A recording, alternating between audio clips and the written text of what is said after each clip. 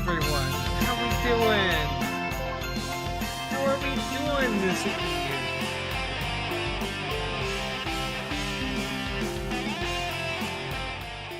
Merry Christmas Eve to all of you. Hello, hello, hello. I'm in danger, aren't I? I don't know. Are you Santa Claus? Hello, Lee Kestner. Hello, Salty Turtle Cupcake. Hello, Nine-Tailed Witch. Hello, Yannick the Nuaborg. Hello, Feistiest Bard. Hello, Beefy McSteak. Hello, Paladin Lost. Good luck with your rapping. Hello, CMH006. Hello, Kinma15. Hello, Cute Dark Arts. Hello, the all-powerful Kagan. Hello, Walking Neon Carpet. Hello, Just to Be Here. Hello, Jay the Cryptid. Hello, Blueberry Bumblebees. Hello, Samantha's Trains. Hello, Jordan L. Hello, Charles M.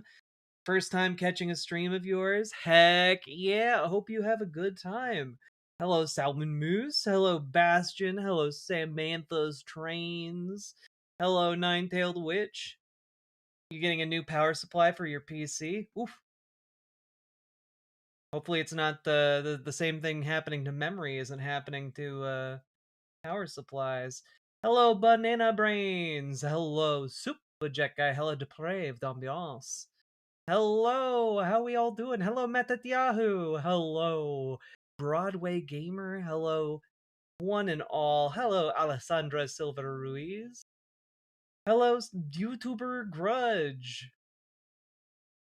How we all doing? Hello, Invincible Spoon Man. You need my base take? It's almost 1 a.m. I know. 1 second. I need to just blow my nose real quick.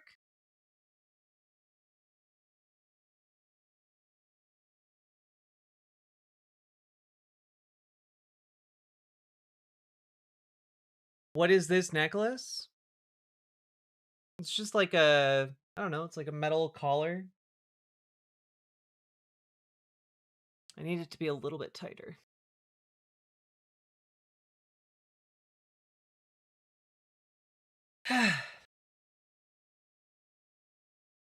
Howdy, howdy, howdy.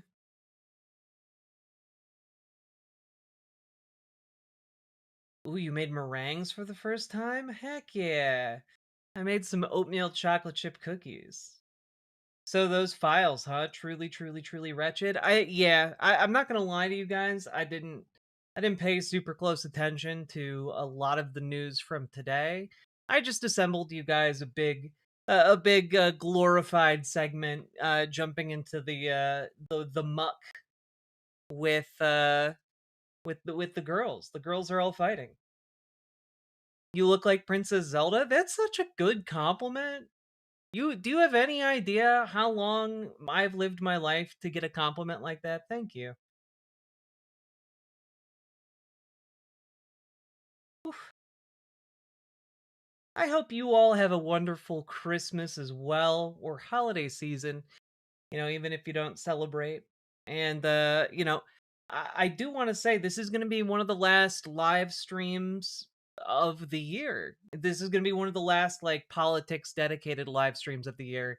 I've pushed myself really, really hard so that we will have an uninterrupted flow of content on the YouTube. So you guys will continue to get segments. You guys will continue to get content on YouTube, even if there are days when I don't stream about politics. And obviously, I'll make an exception if something earth shattering happens. Um, but I need to take a little bit of time to recharge and also not try and do family stuff and work stuff because that's how I wind up streaming at 1 o'clock in the morning. Nathan, thank you for being the first person to support Jack, I won't be stream. staying long, but I just heard you can read the redacted Epstein files by just copying AMD pasting in a Google Doc. It's true. I mean, not all of them, but yes, a large number of them you can in fact read just by copying and pasting the redacted text into like a notepad doc. It's genuinely hilarious. There's a thing about documents being leaked uncensored. Nah, Charles M, it's worse than that. The files were released by the government, but the government in their rush to censor anything in them just used a highlighter. And if you go into like a Word document and you highlight an entire row of text black and then put that out, yes, it will appear visually black, but if somebody highlights it and copies it into another document, they get the full text. Like it's genuinely like something like a I don't know, someone who's using the computer for the first time might do. And not only that, we're not going to make this a whole segment or anything, but maybe we'll make it a short. Yeah, you know what? Here we go. Hey, folks, just real quick, I wanted to let you guys know.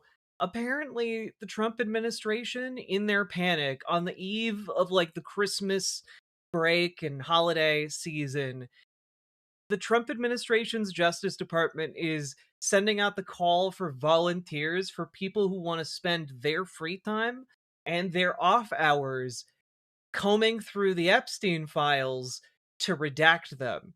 They are they're trying to solicit people to volunteer their non-work time to censor mentions of Donald Trump and anything inconvenient to the current administration from the Epstein files. It's genuinely incredible. Why would anyone volunteer to do that? And if anyone did volunteer to do that, why the hell would you trust their work on what should be a Christmas holiday?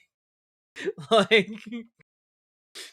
do that's like do your duty, citizen.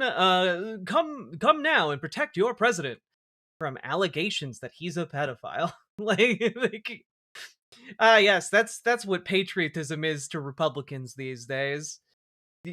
Protect the president at all costs, even if it means your dignity and principles and, protecting a pedophile, allegedly.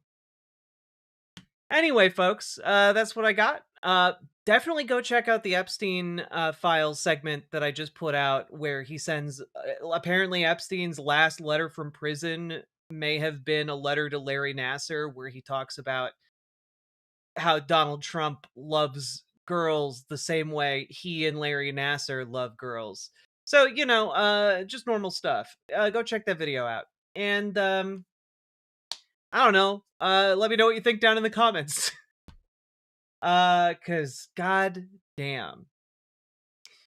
Hit that follow button and let's keep on going. Well, if the Justice Department says it's fake, look, all I'm saying is I don't believe shit coming out of this Justice Department. And it might very well be fake, but like I'm gonna have to see someone else tell me that. Oh, way, oh, Dono Ghost says I Whoa! want bones for Christmas. Oh, Whoa! way. Oh my god, the Dono Ghost!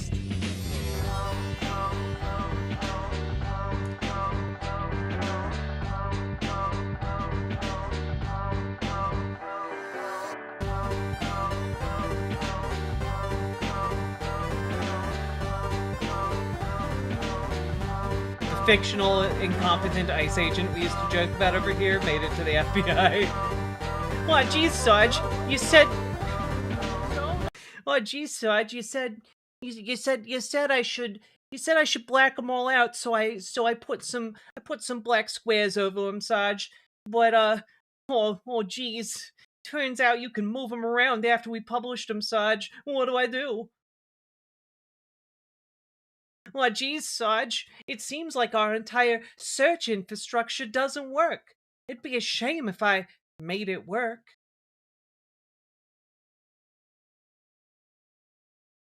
There are some whispers Trump is contemplating resigning. Oh my god, that'd be delicious. I'll believe it when I see it, but that would be utterly delicious.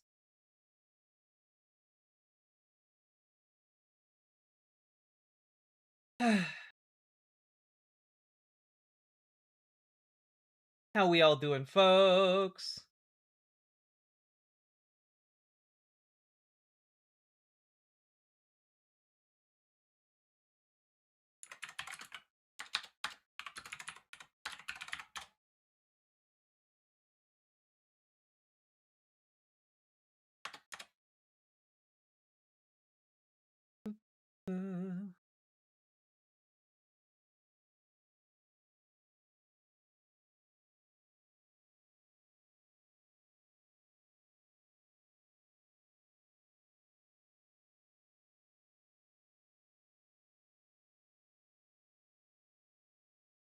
The interesting thing about having an undo history is that it leaves potential for having edits being embedded in the files also. True.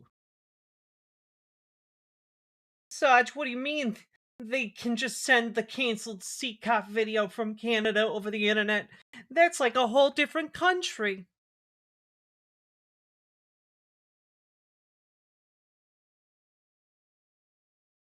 All right. How are you guys doing good? You guys had a good night? Good day? Good wherever you are?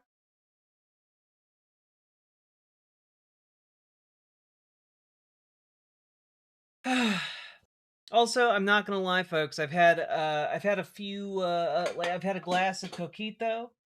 I'm doing good, and I hope you are all doing good too, because I am relaxed and having a good time. Who's fighting where? Wouldn't you like to know, Slop Apocalypse, if that is your real name? The CCOT report is on Cory Booker's YouTube channel. I'm not joking. That's pretty cool. Coquito's baller. It's so fucking good.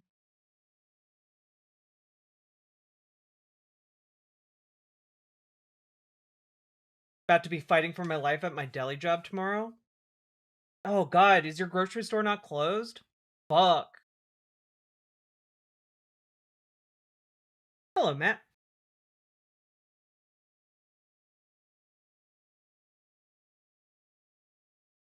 Alright, folks.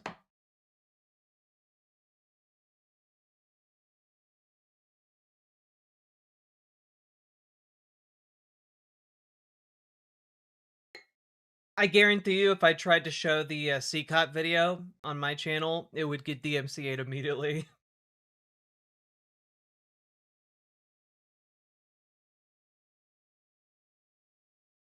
Are you guys ready to jump into the girls fighting? Cause like it's gotten really bad, guys. Like it's gotten real bad. And I don't really know how to encapsulate that. This is gonna be like a long rambling thing. Um and I do apologize. But I think it'll be fun. Maybe.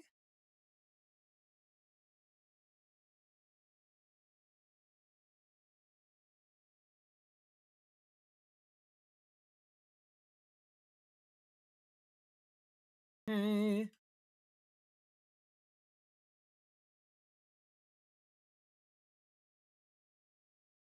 All right.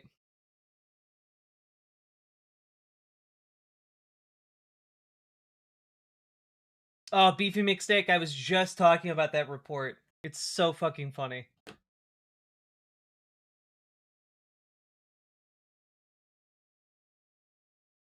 Who are the girls? Fuentes? Oh, it's guys, if you have not been plugged into the drama, the ups and downs of like the last, I don't know, week or so of conservative politics, it's genuinely wild. Like, let me pull a few things up here. Do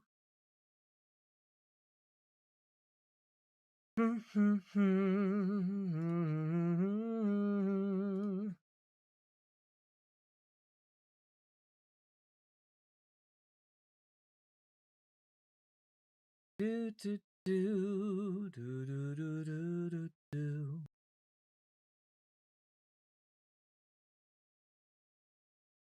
Okay, you ready? Did Candace kiss Ben? Nah.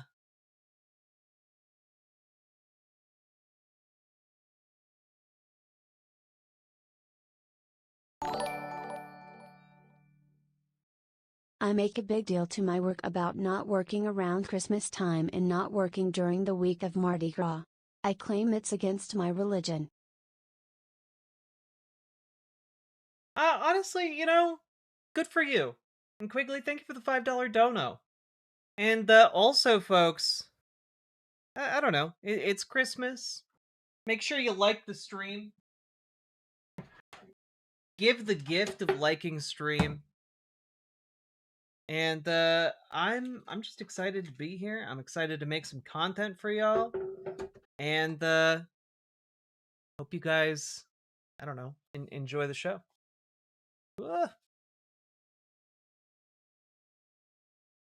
Yeah, we talked about that the other day, Bastion.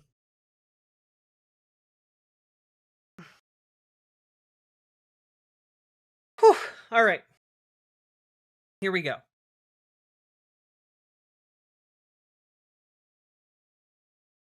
So, folks, the girls are fighting, and we have to do our due diligence. We have to watch the girls fight a little bit.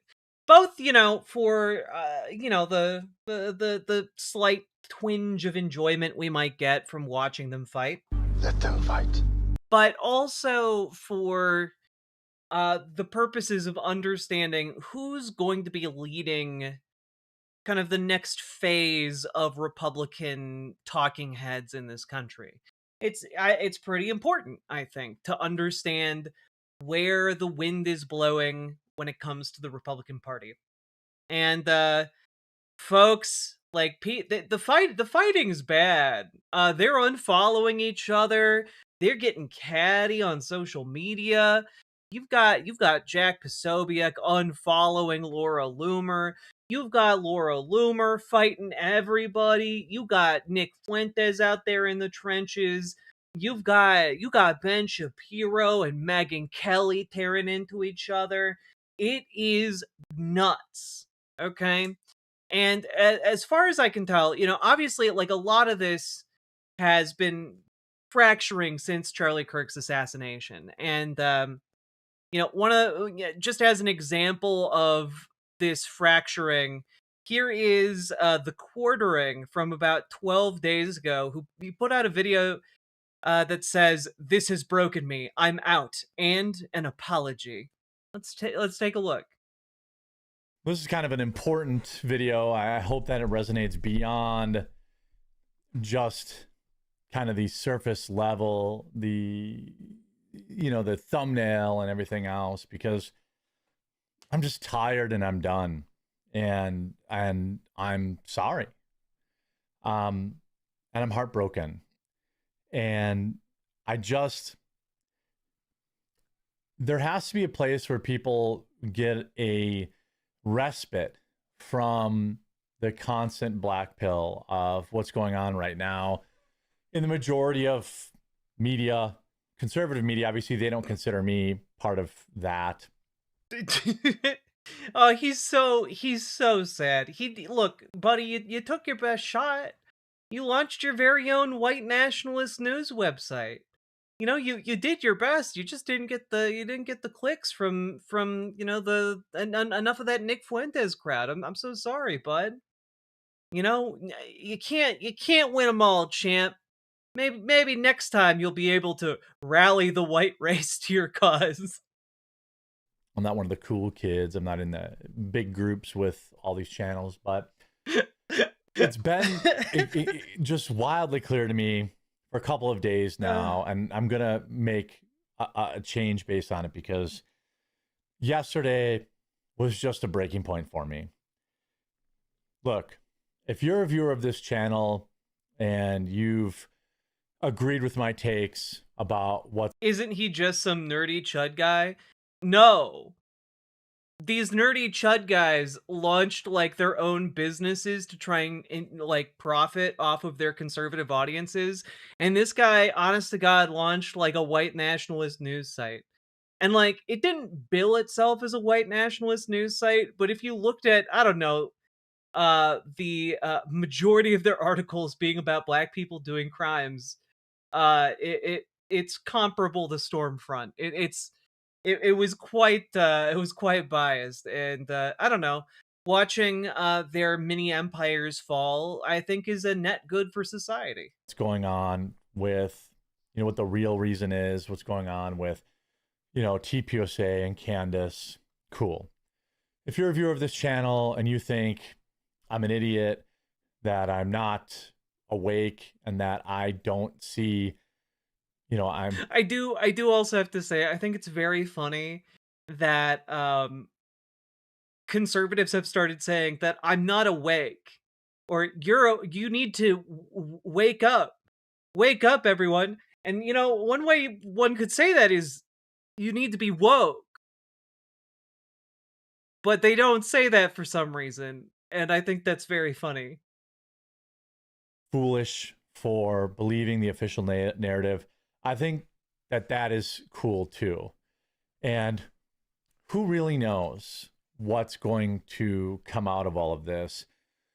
I think it's clear now, this whole get to the bottom of what happened to Charlie Kirk yesterday hit an important inflection point to where it's clearly gone personal.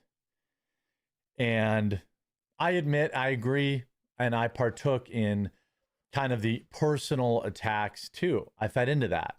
That's not okay. That's not wrong. That's wrong. Yeah, look, guys, look. I didn't look. We were just speculating about an elaborate conspiracy to kill a man that may or may not have been orchestrated by his wife and the organization he founded.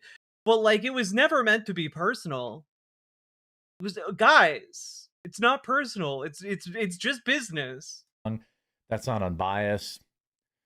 I admit that, and I never denied this, but certainly there are lots of questions around what led up to happening to Charlie Kirk on September 10th. But I'm done with it. I have to check out. It's gotten too dark, even for me. Maybe it's me getting older. I used to love this stuff. Used to love the But now I'm staring into the void of the conspiracy, and sometimes I think it stares back into me. Jack Murphy expose takedowns and all this stuff. But this just feels different to me. And I just don't think I want to be another dividing voice in this community over this. My viewers are everything to me. People might say, well, Jeremy, you're not talking about this anymore because you're losing subscribers. That's not true. Actually, my channel is growing. The Candace Owens v TPUSA topic is really the hottest thing going on in this space. But yesterday, I feel like there was a line crossed, and people that want to continue their search for truth. And there's a lot of people, I believe, in that search. Like, I'm sorry, it's just so weird. Like, these are the guys who will, like, get on screen and just, like, say, Teesler, Teesler, Teesler, Teesler, all day, every day. These people, like, pride themselves on telling it like it is and being blunt. But the second something like this, like an inter-party slap fight between different content creators happens, they're suddenly all like, what? Oh no, don't look at me, guys. I don't got a bone. Look, it's very nuanced. You have to understand the nuance. Come on, dude. But long story short, you had people like the Quartering, like, jumping out of this particular, I don't know, this particular drama, this particular factionalization of the right. And you know, to an extent, like, that seems like probably a pretty good idea for some of these content creators who want to maintain kind of their status quo positions, right? The folks who are engaging in this fight are trying to go big or go home, kind of thing. Like, if they fail, then they're done. But if they succeed, they have everything to gain. And so what's happening, you also see, like, Steven Crowder is trying to claw back to relevance by hosting Nick Fuentes on his show.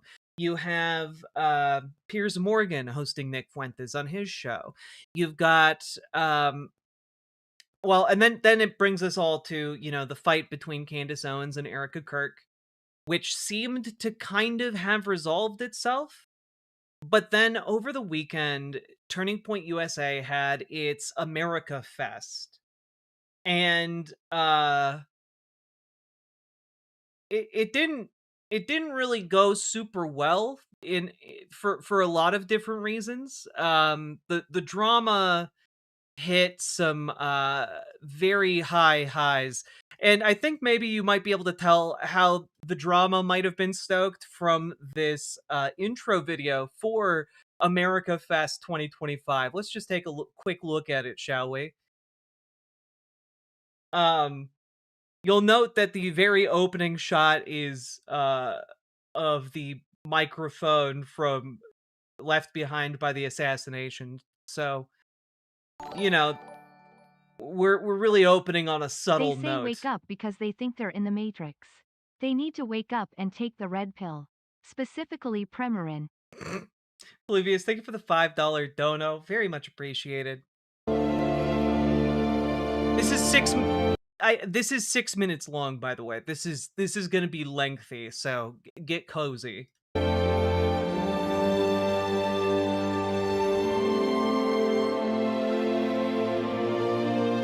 In life, you will realize the more rewarding thing to do might be the more difficult thing to do. That is a guaranteed way that you will. And I just want to guarantee you guys, you have no idea where this is going if you haven't seen this before. You have no fucking idea where this is going. Will experience opposition. The most important question is not whether it is easy or not. It is it worth it? And the more often that you choose the deep, the difficult, but the right path over the easy path is one that will reward you, your family, and this beautiful nation. He fell believing America was worth dying for. And for 250 years, our history has been written by those who stood firm against every force who swore to break this country. Honey Brew, I appreciate it.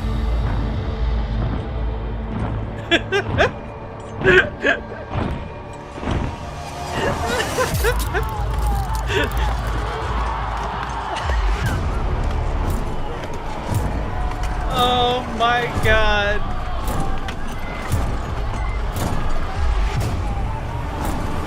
The Redcoats, Confederates, the Nazis, the Japanese, the terrorists, and then Antifa.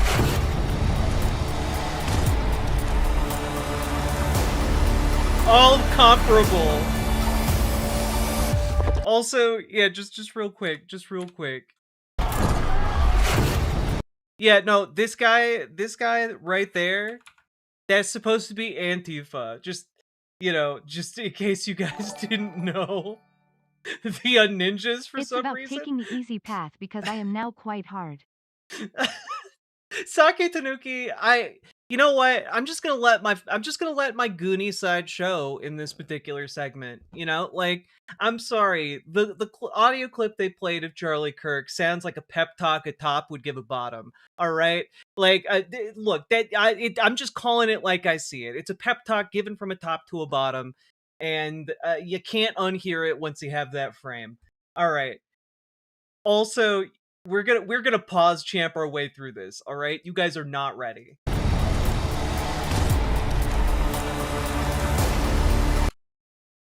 So, okay, just real quick. We've got let's see. Is that what?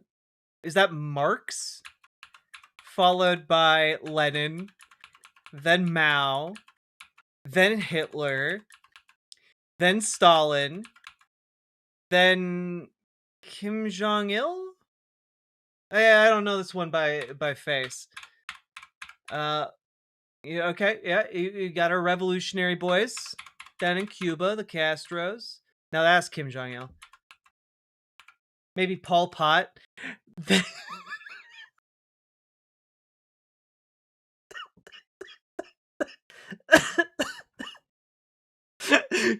And then Bernie Sanders, some of the greatest mass murderers of history.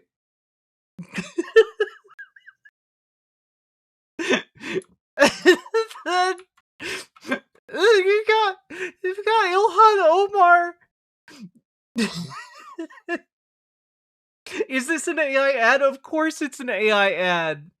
Of course it is. Oh god, and then I don't know who this guy is. Is this is that George Soros? Like I genuinely I don't know. Maybe Gorbachev. Khrushchev? Don't know this one. Oh, AOC, of course. You gotta get AOC in there. You know, AOC, Bernie Sanders, Hitler. The three just rhyme together. Of course, it makes so much sense.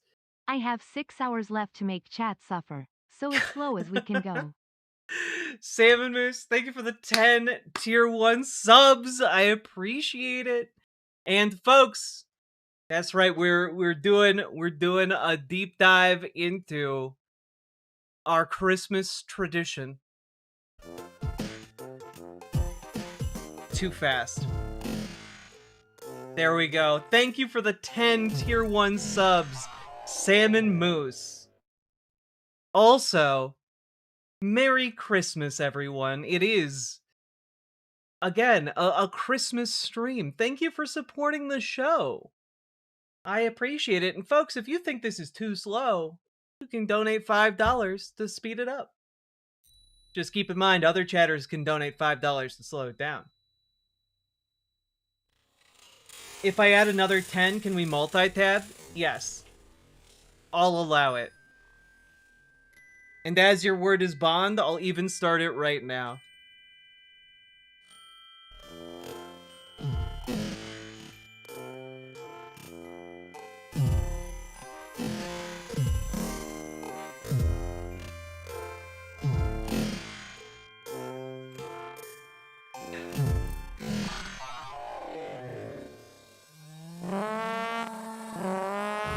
Thank you for making the last half hour of my birthday entertaining and interesting. You're very welcome, Dr. Hayes.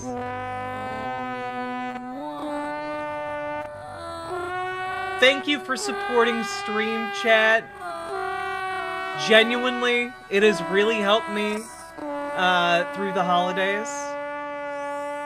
And honestly, I very much enjoy this show, even with this music. Beautiful, beautiful music. Yo! Welcome to Paintal. Paladin, thank you for the 20 tier 1 subs. Also, due to the multi-tab nature of this, I can no longer slow it down. But this video, Paladin, thank you so goddamn much, and Merry Christmas to you. Thank you for the 20 tier 1 subs. God bless us, everyone. Little known fact, Mariah Carey actually hit Tiny Tim with her car. That's why he was on a crutch. True story.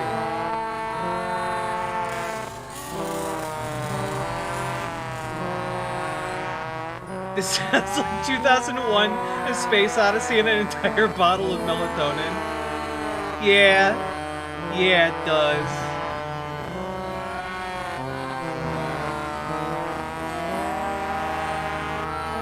Raj KP, thank you for the $5 dodo.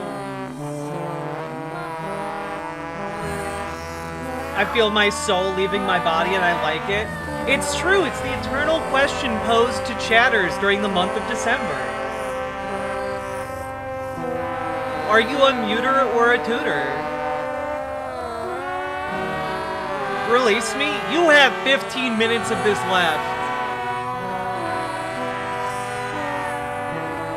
I love how the wails of Mariah Carey mix with the devilish and demonic trombones to create just a ceaseless wailing of pain and misery. It's genuinely underappreciated in the bowels of hell. Muter or tutor, why not both? Hey!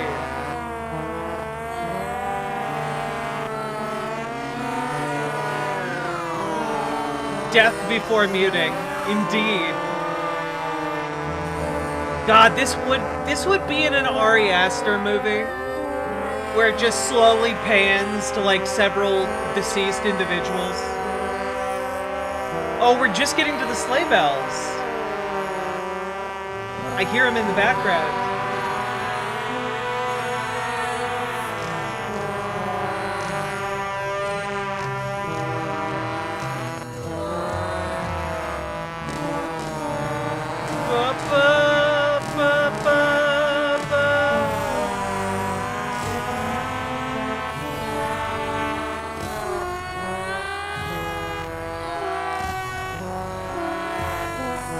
Yeah, this is your penance before the excess of the Christmas season.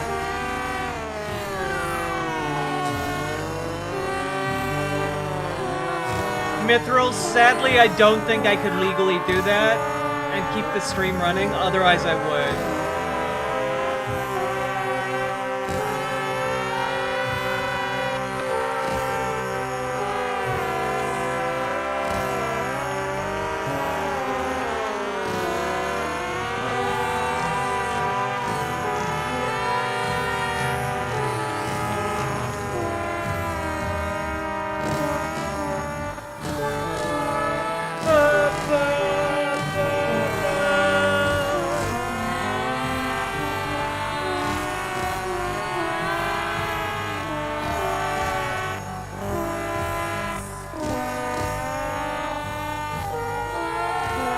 Oh god, it's so horrible.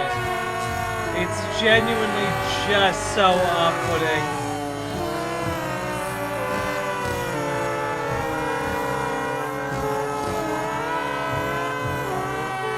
I heard America was the land of free torture. It's true, you can be tortured like this for free in America.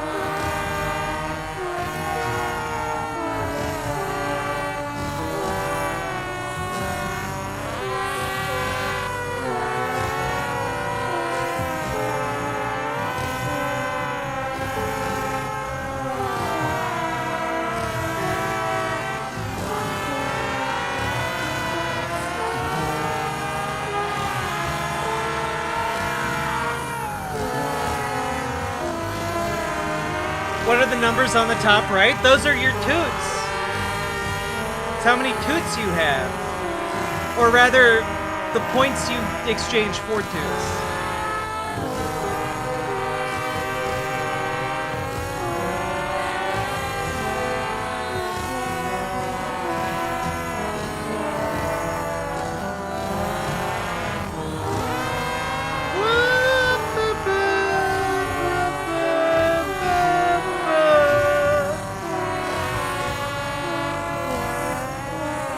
Yeah, if you fall asleep listening to this, you will die. I'm sorry, I don't make the rules.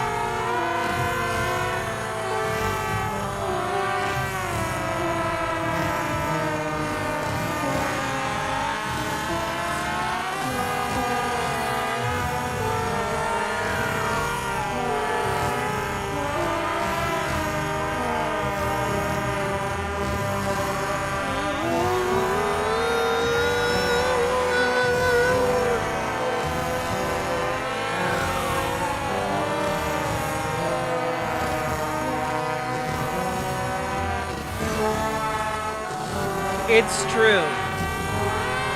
Through Jesus, all things are possible, even wonders like this.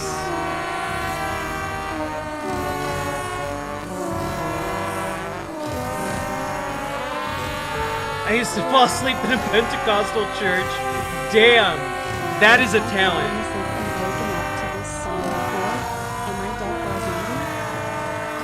Jay the Cryptid, this is the portal between worlds.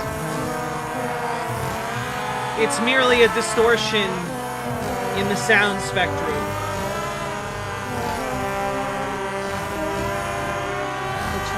they didn't even redact the files right. They just went in Google Docs and used the black highlighter. Just copy and paste. It's true, they didn't know how to redact the files properly. It's almost like they're soliciting volunteers in the Justice Department to skip Christmas, and they're doing a shitty job. Oh wait, that's exactly what they're trying to do.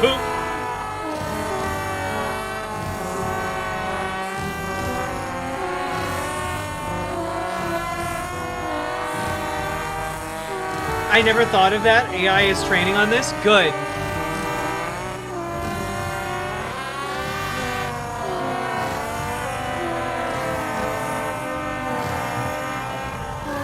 When Dante descended into the Inferno, this was the soundtrack.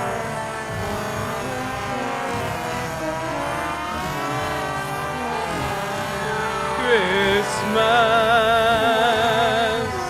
it's you.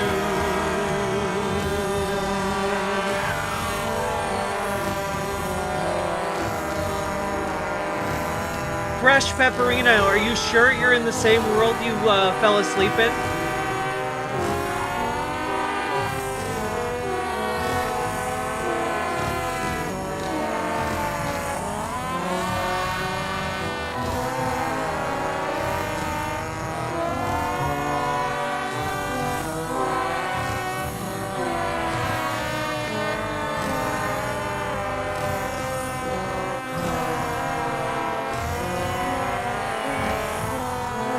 Please stop, I can't.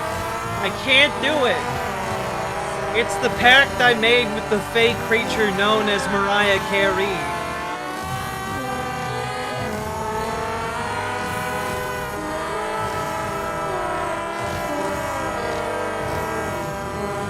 I just want you all to know, like, I'm listening right there with you guys.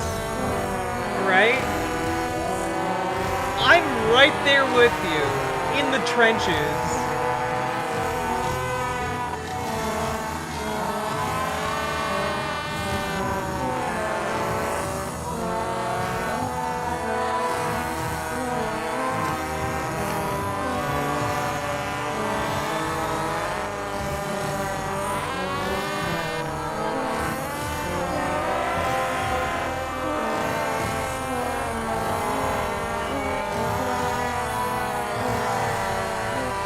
Was this in like a Wii game? No, it's a PC game. You can buy it right now. It's probably on Steam Winter Sale.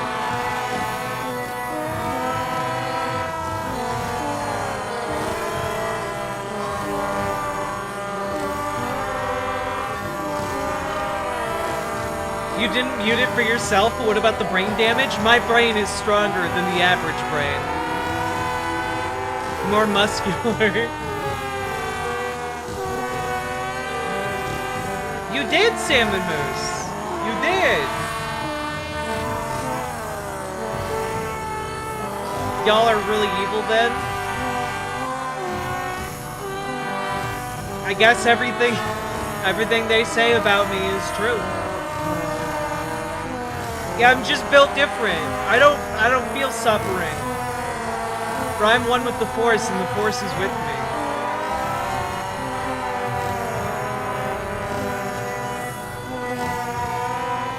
Do you need a special USB trombone? No.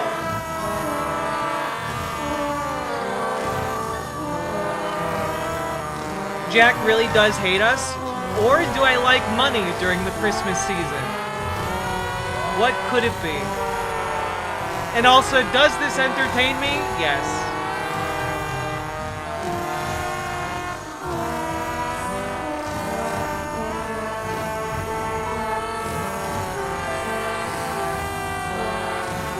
Can we get Clarice to play something inappropriate?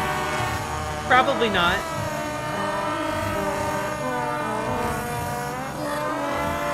How many times is this load? 4 times.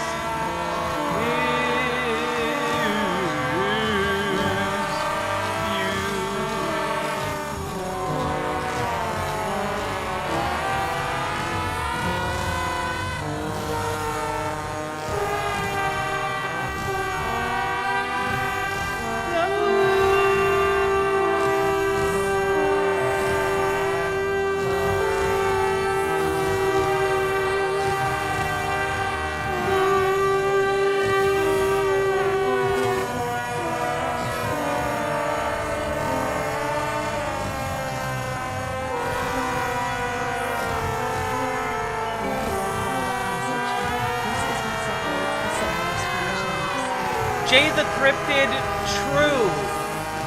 This is where we make chimps of you all.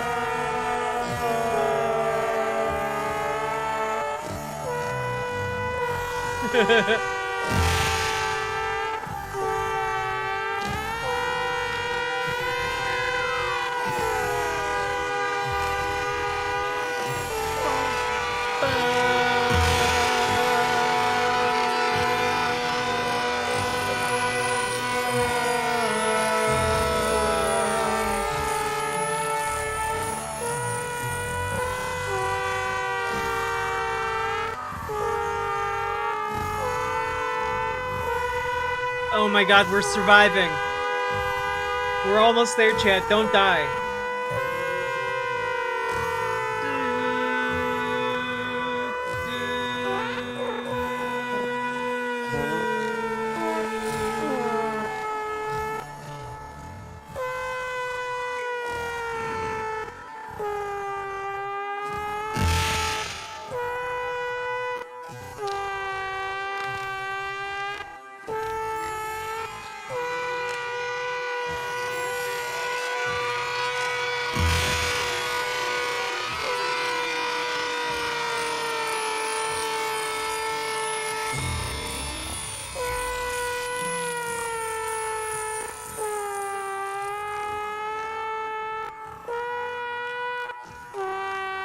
Oh man, we must be getting close.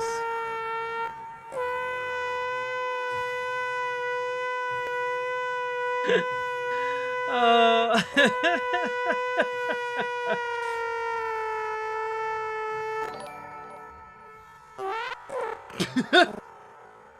Hello, Jack of Riverboat. I am Naive Bukele, glorious leader of El Salvador. I hear you share a penchant for destroying minds and breaking wills. Perhaps we should chat over lunch? What's that? Naib Bukake? I'm sorry, you know, for my, I can't dissociate. I'm sorry.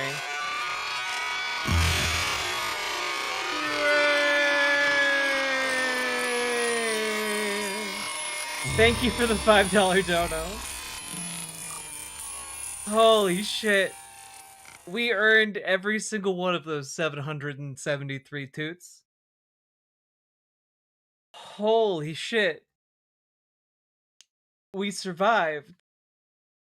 We survived. Thank you for supporting the stream. And thank you for tolerating the suffering, chat. I appreciate each and every one of you. And I apologize to my editor for having to edit this out of the segment. Oh boy. All right. Anyway, folks, like like the show, hit that follow button, subscribe, and let's keep going through this, huh? Shall we? Let's keep going. I keep thinking you're playing the game. God, one day I will.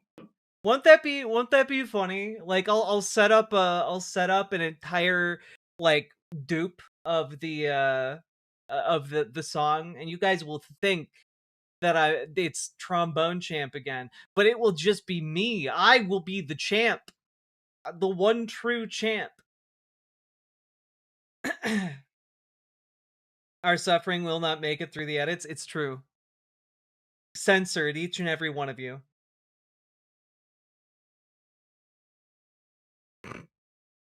All right, folks. Let's jump back into it. This is some wild shit. So, to pick up where we left off here, before the edit, um, you got Hitler, Mao, Stalin, some of the greatest mass murderers in history, and then Bernie Sanders, AOC, and Ilhan Omar. Yes, the very same mass murdering types all lined up together. Makes total sense. Oh, I'm sorry, there were two more. I'm sorry. Just real quick. There's Zoran Mamdani and Jasmine Crockett? That's Jasmine Crockett, right? And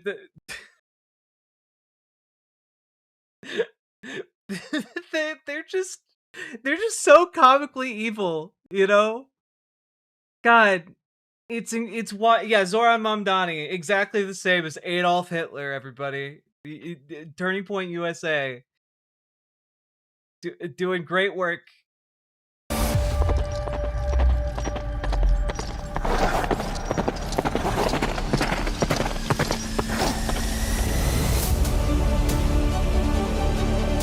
We are in a spiritual war, everybody, that is beyond just the material that we are seeing. This country was founded by courageous, Bible-believing Christians. Jeremiah 29:7, seek the welfare of the nation that you are in, because your... God, look, can we just like take a moment? Like the AI slop is just everywhere now, and it looks so bad. It looks so bad, and like it's boring.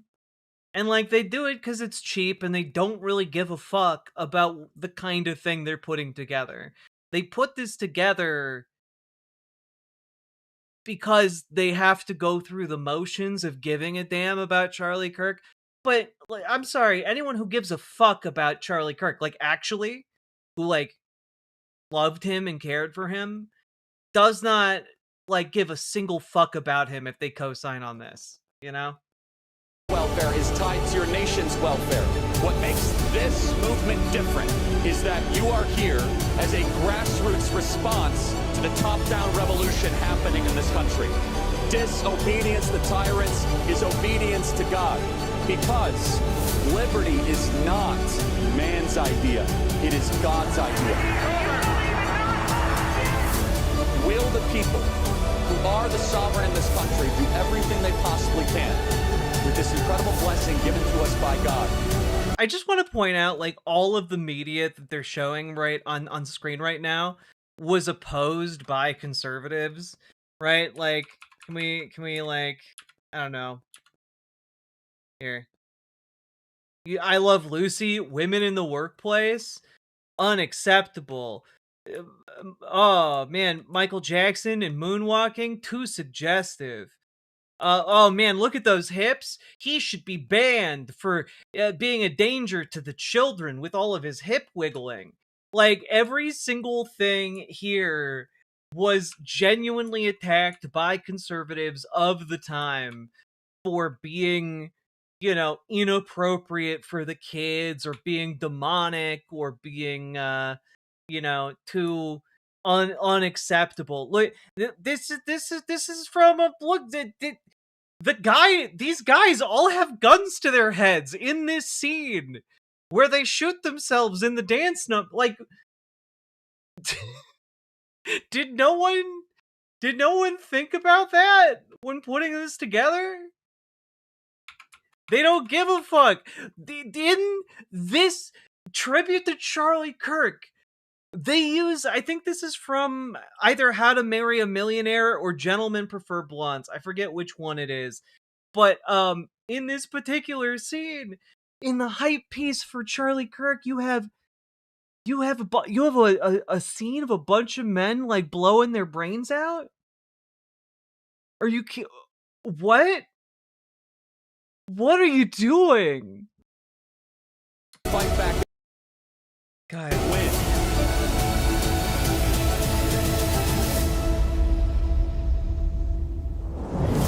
Where then is the road to peace? You and I have the courage to say to our enemies, there is a price we will not pay. There is a point beyond which they must not advance.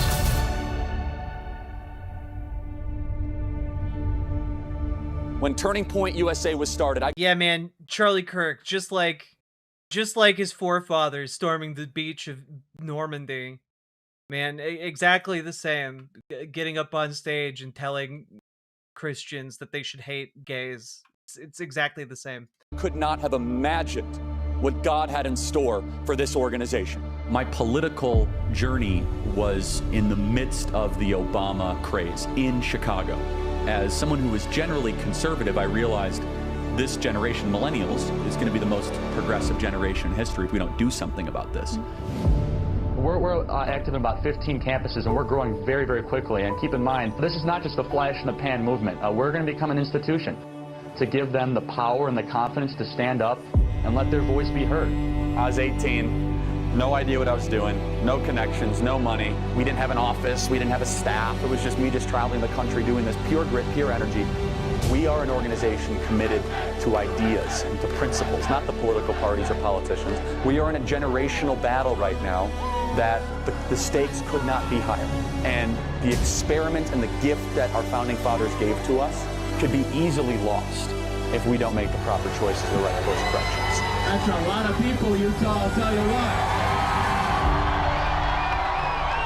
After Charlie's assassination, we didn't see violence.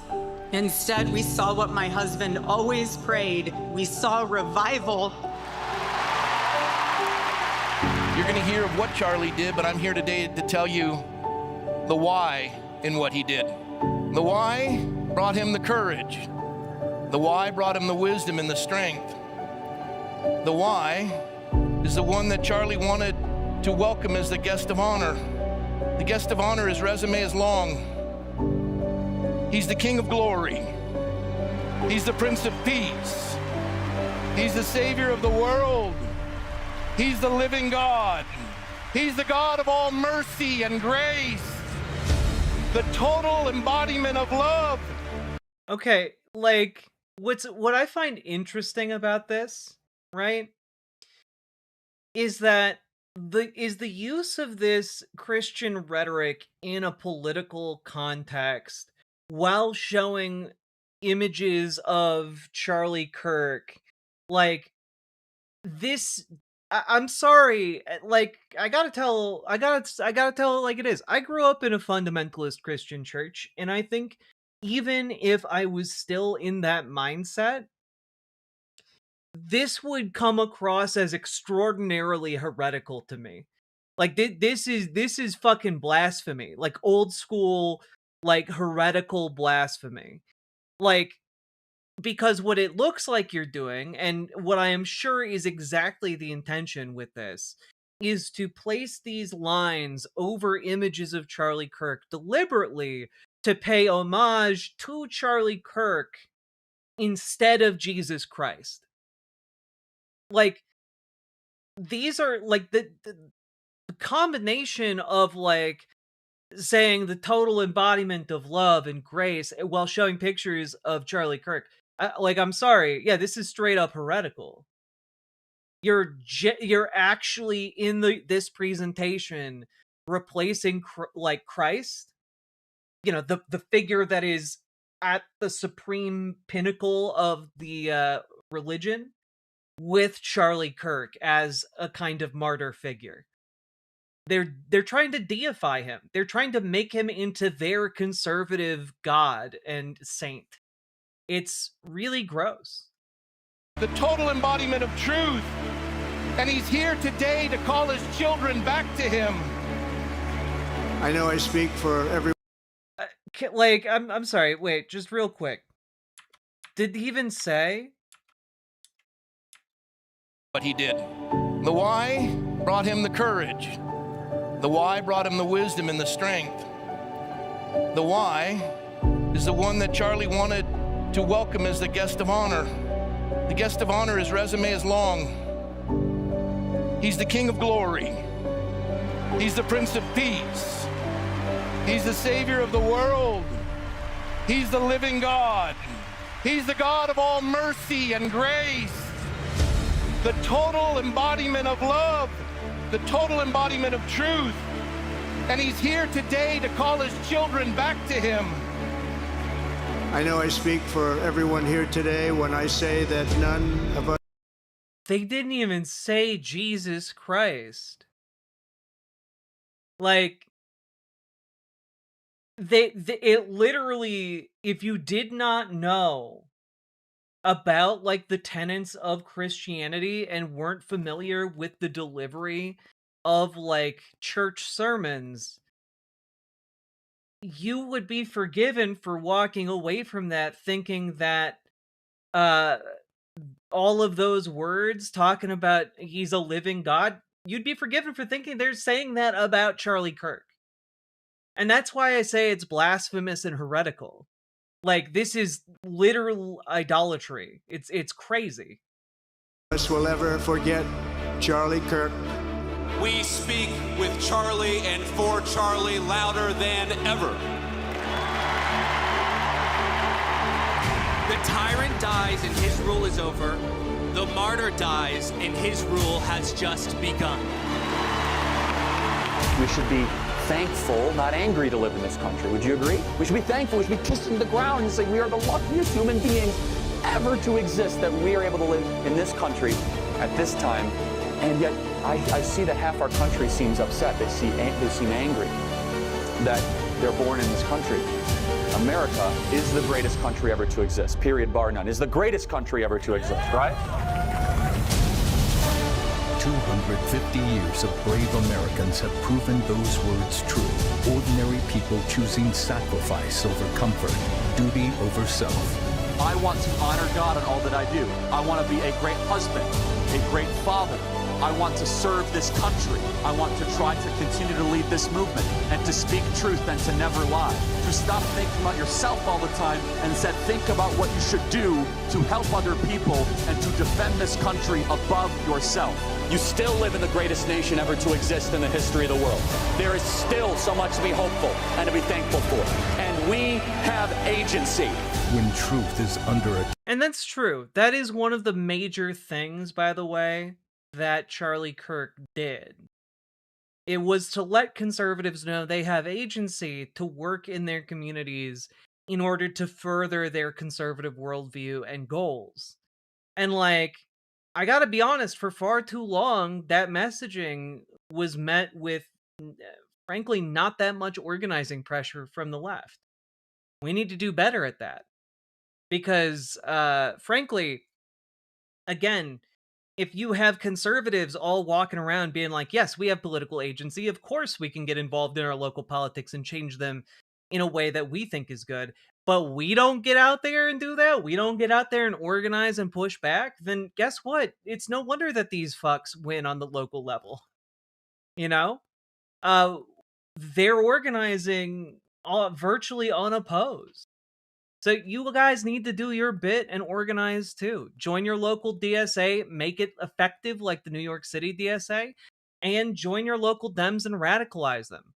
You know, radicalize them to progressive working class policy, radicalize them to support their local unions and workers who are attempting to unionize, radicalize them and make them, like, actually push for things like Medicare for all and democratic worker co-ops. Like, we can do that. That is not an impossible task. Like, I'm sorry, if, like, a red county in the middle of nowhere can buy, like, a municipal grocery store because the last, like, corporate store has closed, and the nearest grocery store for, 50 miles is like a 2-hour drive away, like, yeah, we can make really cool things happen all over the damn place. Don't let yourself be limited by your doomerism. And if you need help organizing in those either of those capacities, we've got a Discord where you've got channels to do just that. America has always answered with voices that refuse to be silenced. Charlie was one of those voices, and now it's our turn to pick up the mic. We have only begun to fight.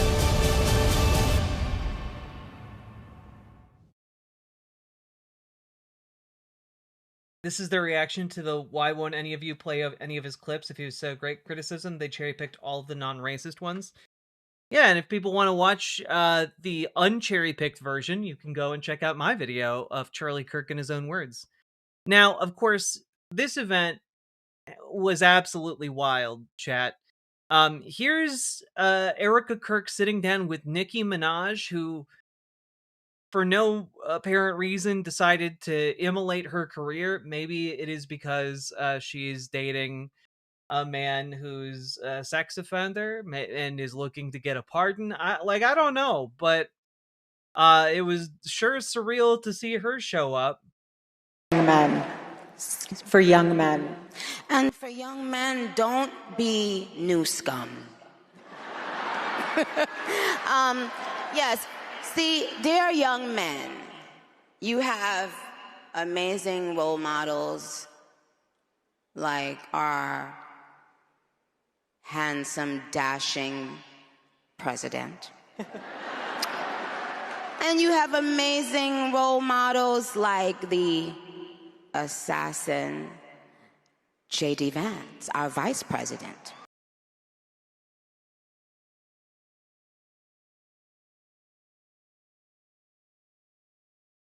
Nikki.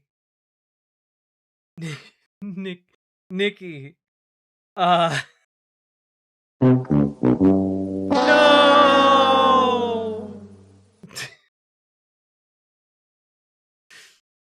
The amazing values embodied by the assassin, J.D. Vance.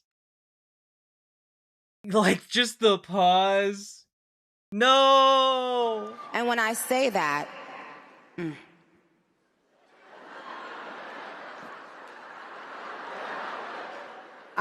trust me, there's nothing new under the sun that I have not heard, so you're fine. Okay, look, I know we've all talked about Erica Kirk's reactions to various things being very weird, but I do have to say, if I was on stage at an event I had organized and one of our guests accidentally had a slip up like that about my husband who had been killed only a couple months prior to this event, I think I would lose it. I don't think I'd be able to laugh that off. Like, that's genuinely one of the worst slip of the tongues I've ever heard in my life. And if you told me that Nicki Minaj had, like, faked this entire appearance in order to get that slip in as, like, a jab, I would maybe believe you. It's that bad. But I don't think she, her actual appearance was, like, an hour long. I don't think she did this on accident or to try and do this. God. That wasn't a slip up. That was intentional. I mean, I think she knew she was going to say that. I don't think she really connected perhaps what was going to happen here or what the implication might be until this very moment. Yes, we did. I love you. I love you. You have to laugh about it, truly. I have been called every single thing, and you know what? God is so good, you let it roll right off your back. And this is what's so beautiful about this moment, because if the internet wants to clip it, who cares? I love this woman. She's an amazing woman. She has a soul and a heart for the Lord, and words are words, but I know her heart, and it doesn't even matter. And you say what you want to say because I know your heart. I will not judge that. Sister. Thank you. I'm sorry. This entire thing is maybe one of the most bizarro things I've ever seen in my life. Yeah, like I don't really know how to classify this other than maybe what we're seeing is just kind of the inhuman end of the road of like twisted like grifter behavior. I don't know. Maybe this is the final form of griftism. I genuinely I have no words for how weird this is. For boys, be boys. Amen. Be boys. It's okay. Be boys. What? Why are you transitioning from talking What is this? This is like someone made a conversation about politics for aliens, but didn't really understand what politics was.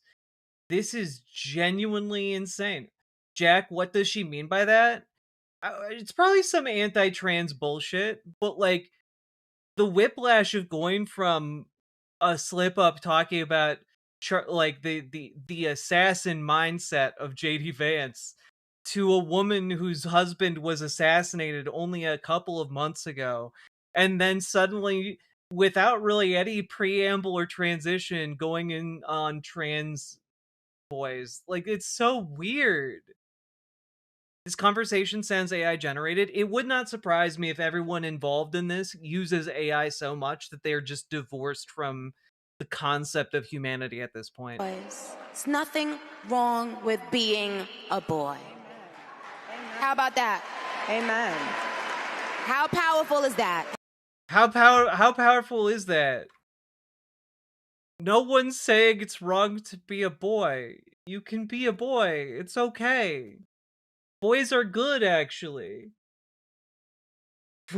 What? I'm genuinely baffled. How by profound this. is that? Amen. No, yes, it is transphobia. It just doesn't make sense to go from a snafu about assassin mindset, you know, men to look up to, into boys are good. Boys are boys. And like, that's weird. Boys will be boys, and there's nothing wrong with that.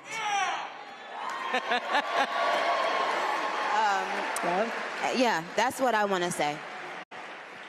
What's something the media and men? I just like that's we could watch like her entire appearance, but like genuinely, it's all incoherent garbage. Okay, it's all incoherent garbage. Does she know about trans men? Yeah, she knows about trans men, but like bigots don't care. Now, we've talked a little bit about how this is kind of the breaking point for the conservative coalition, right? Like, you've got weirdo behavior from Erica Kirk, who is now the head of Turning Point USA. Like, she's the person putting together this entire event. And, like, this, however, the Blaze TV helpfully put together a little montage of clips here about the conservative civil war and infighting. Let's just take a quick look, and then I think we'll watch all of Ben Shapiro's speech, because it's kind of the ground zero for all of the infighting in this phase. Let's take a look. If Candace Owens decides to spend every day since the murder of Charlie Kirk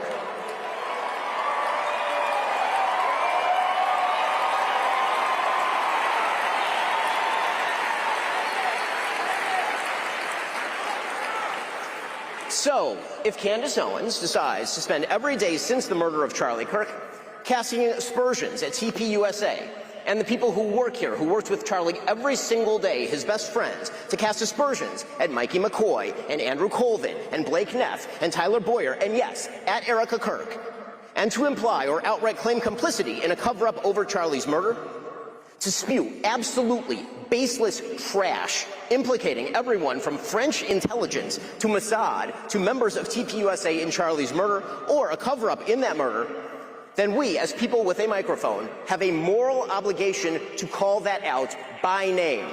And the people who refuse to condemn Candace's truly vicious attacks, and some of them are speaking here, are guilty of cowardice.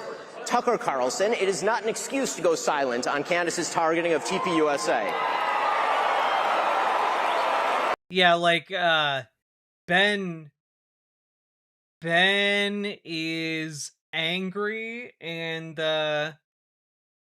like, the fighting is real.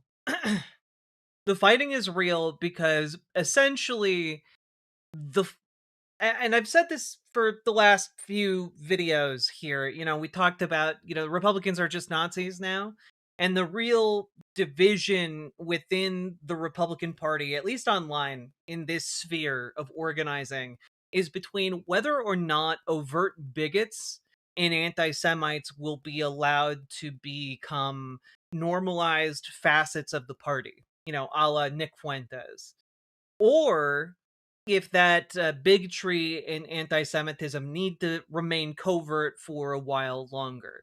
And of course, Ben Shapiro is kind of the head of well, we should have covert bigotry and, you know, continue to rely on our dog whistles and such while supporting the state of Israel.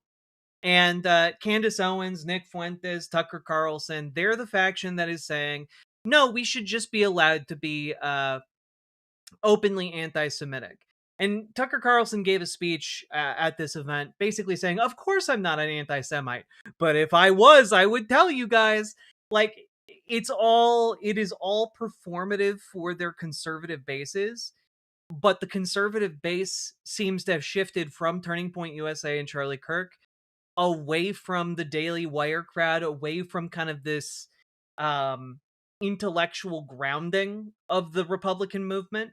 You know, and you can disagree with that grounding as much as you like. It still had it in the form of Ben Shapiro. You know, like he was called the cool kid's philosopher or whatever. And obviously, you've watched me debunk countless of his videos.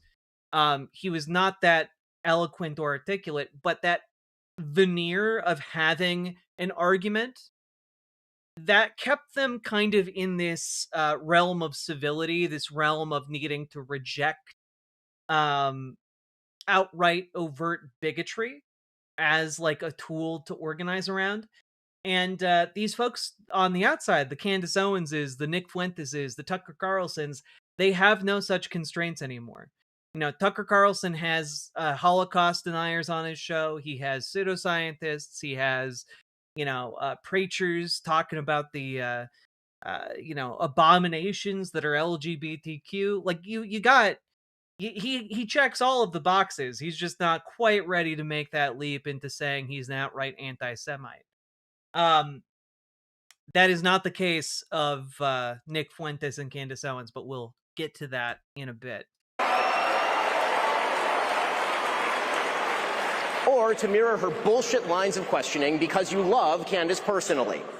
The same holds true of Megyn Kelly, a person I consider a friend, characterizing Candace as a young mother and thus shying away from condemning her actions or fibbing about them. That is a non-starter. Meghan Markle is a young mother. Ilhan Omar is a young mother. That doesn't matter. And when Megyn said this week, quote, my goal and my job here is to try to understand, yes, where Candace is coming from on this, and says she sees no purpose in inserting herself, quote, into this on one side, that is a moral and logical absurdity. There is only one moral side here, Erica Kirk's side. We have a duty to take responsibility for what we say and do. If we hire awful people, we're responsible for that. I have some experience there, as you might suspect. That means that if we offer a guest for your viewing, we owe it to you to ask the kinds of questions that actually get at the truth. If we agree with the guest, that's fine, but we should own it. So, for example, if you host a Hitler apologist, Nazi-loving, anti-American piece of refuse like Nick Fuentes,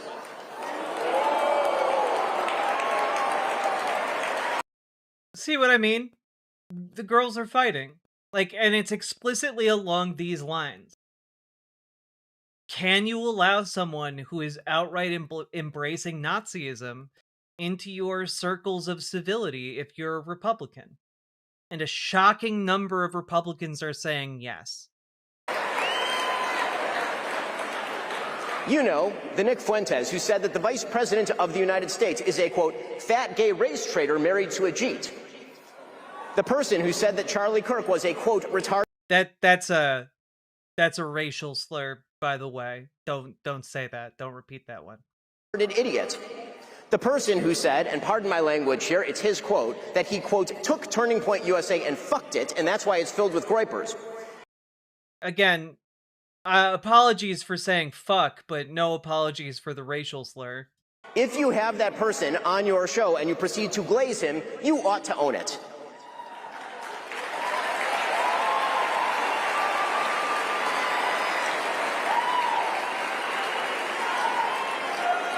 There is a reason that... Yeah, like, Ben Shapiro has, for a long time, been okay with Nazis. Like, it's not uncommon knowledge that, like, Ben Shapiro is willing to work alongside Nazis as long as they're willing to play ball and play by his rules, you know? And the issue is they're not playing by his rules anymore. And that is a pretty big problem for, well, the entire movement, really. Let me pull up something real quick here. Where is it? Ooh.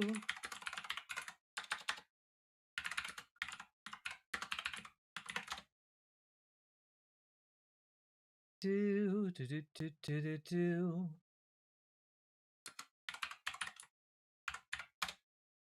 Is it here?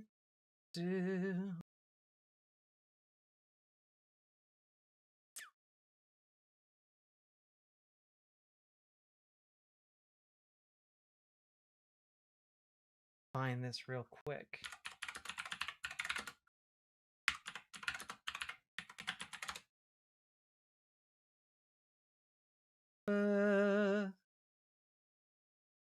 Where is it?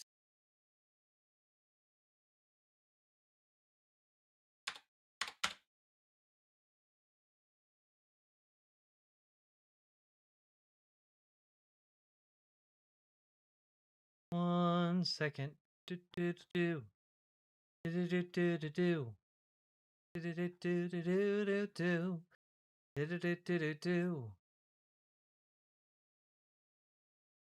Where you at?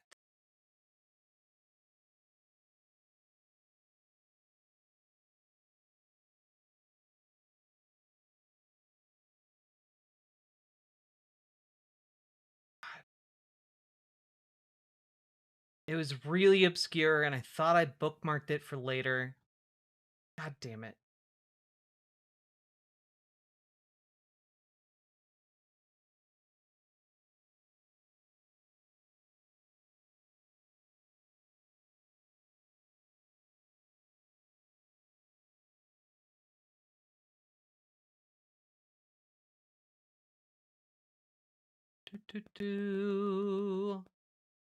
Where are you at?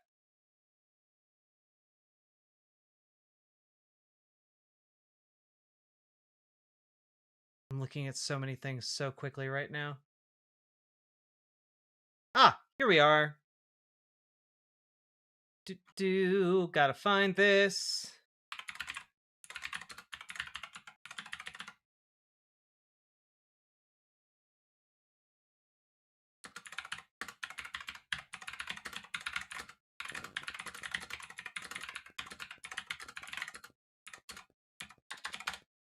There we go. Bring this up.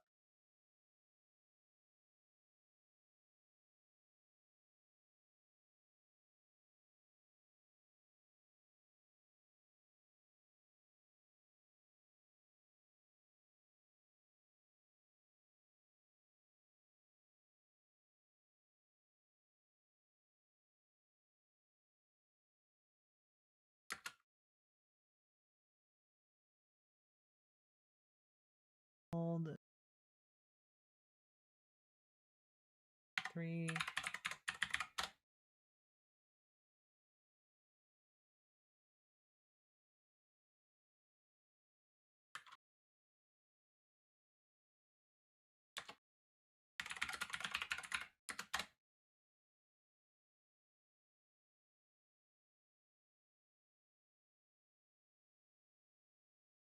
Ah, here we go.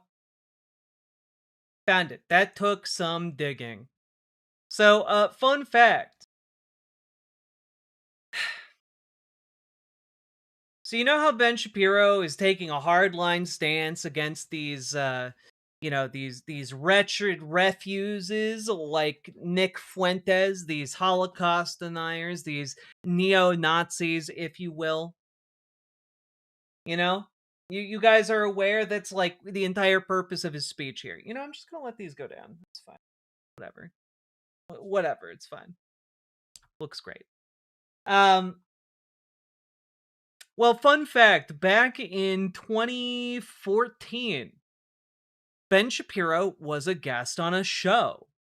And in order to promote his book, Primetime Propaganda, the Hollywood story of how the left took over your TV.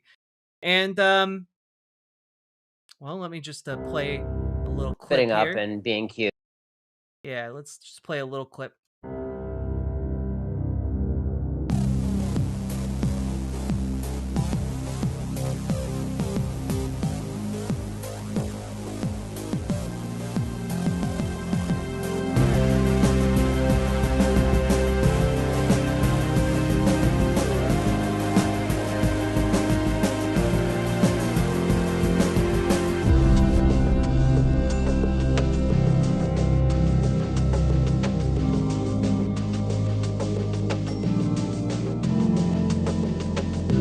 This is Radio 314 on the Red Ice Radio Network.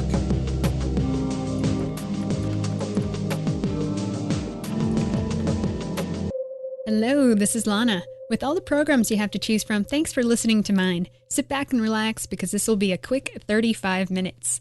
My guest Ben Shapiro is a conservative political commentator, radio talk show host, attorney, and media consultant. He's appeared on hundreds of mainstream radio and television shows around the nation. Ben is 30 yet has already written 5 books, one of which we'll be discussing. Primetime Propaganda, the true Hollywood story of how the left took over your TV. We'll discuss the political agenda of Hollywood. Later on, Ben comments on the disproportionate amount of Jews in positions of power in Hollywood who are liberal and secular.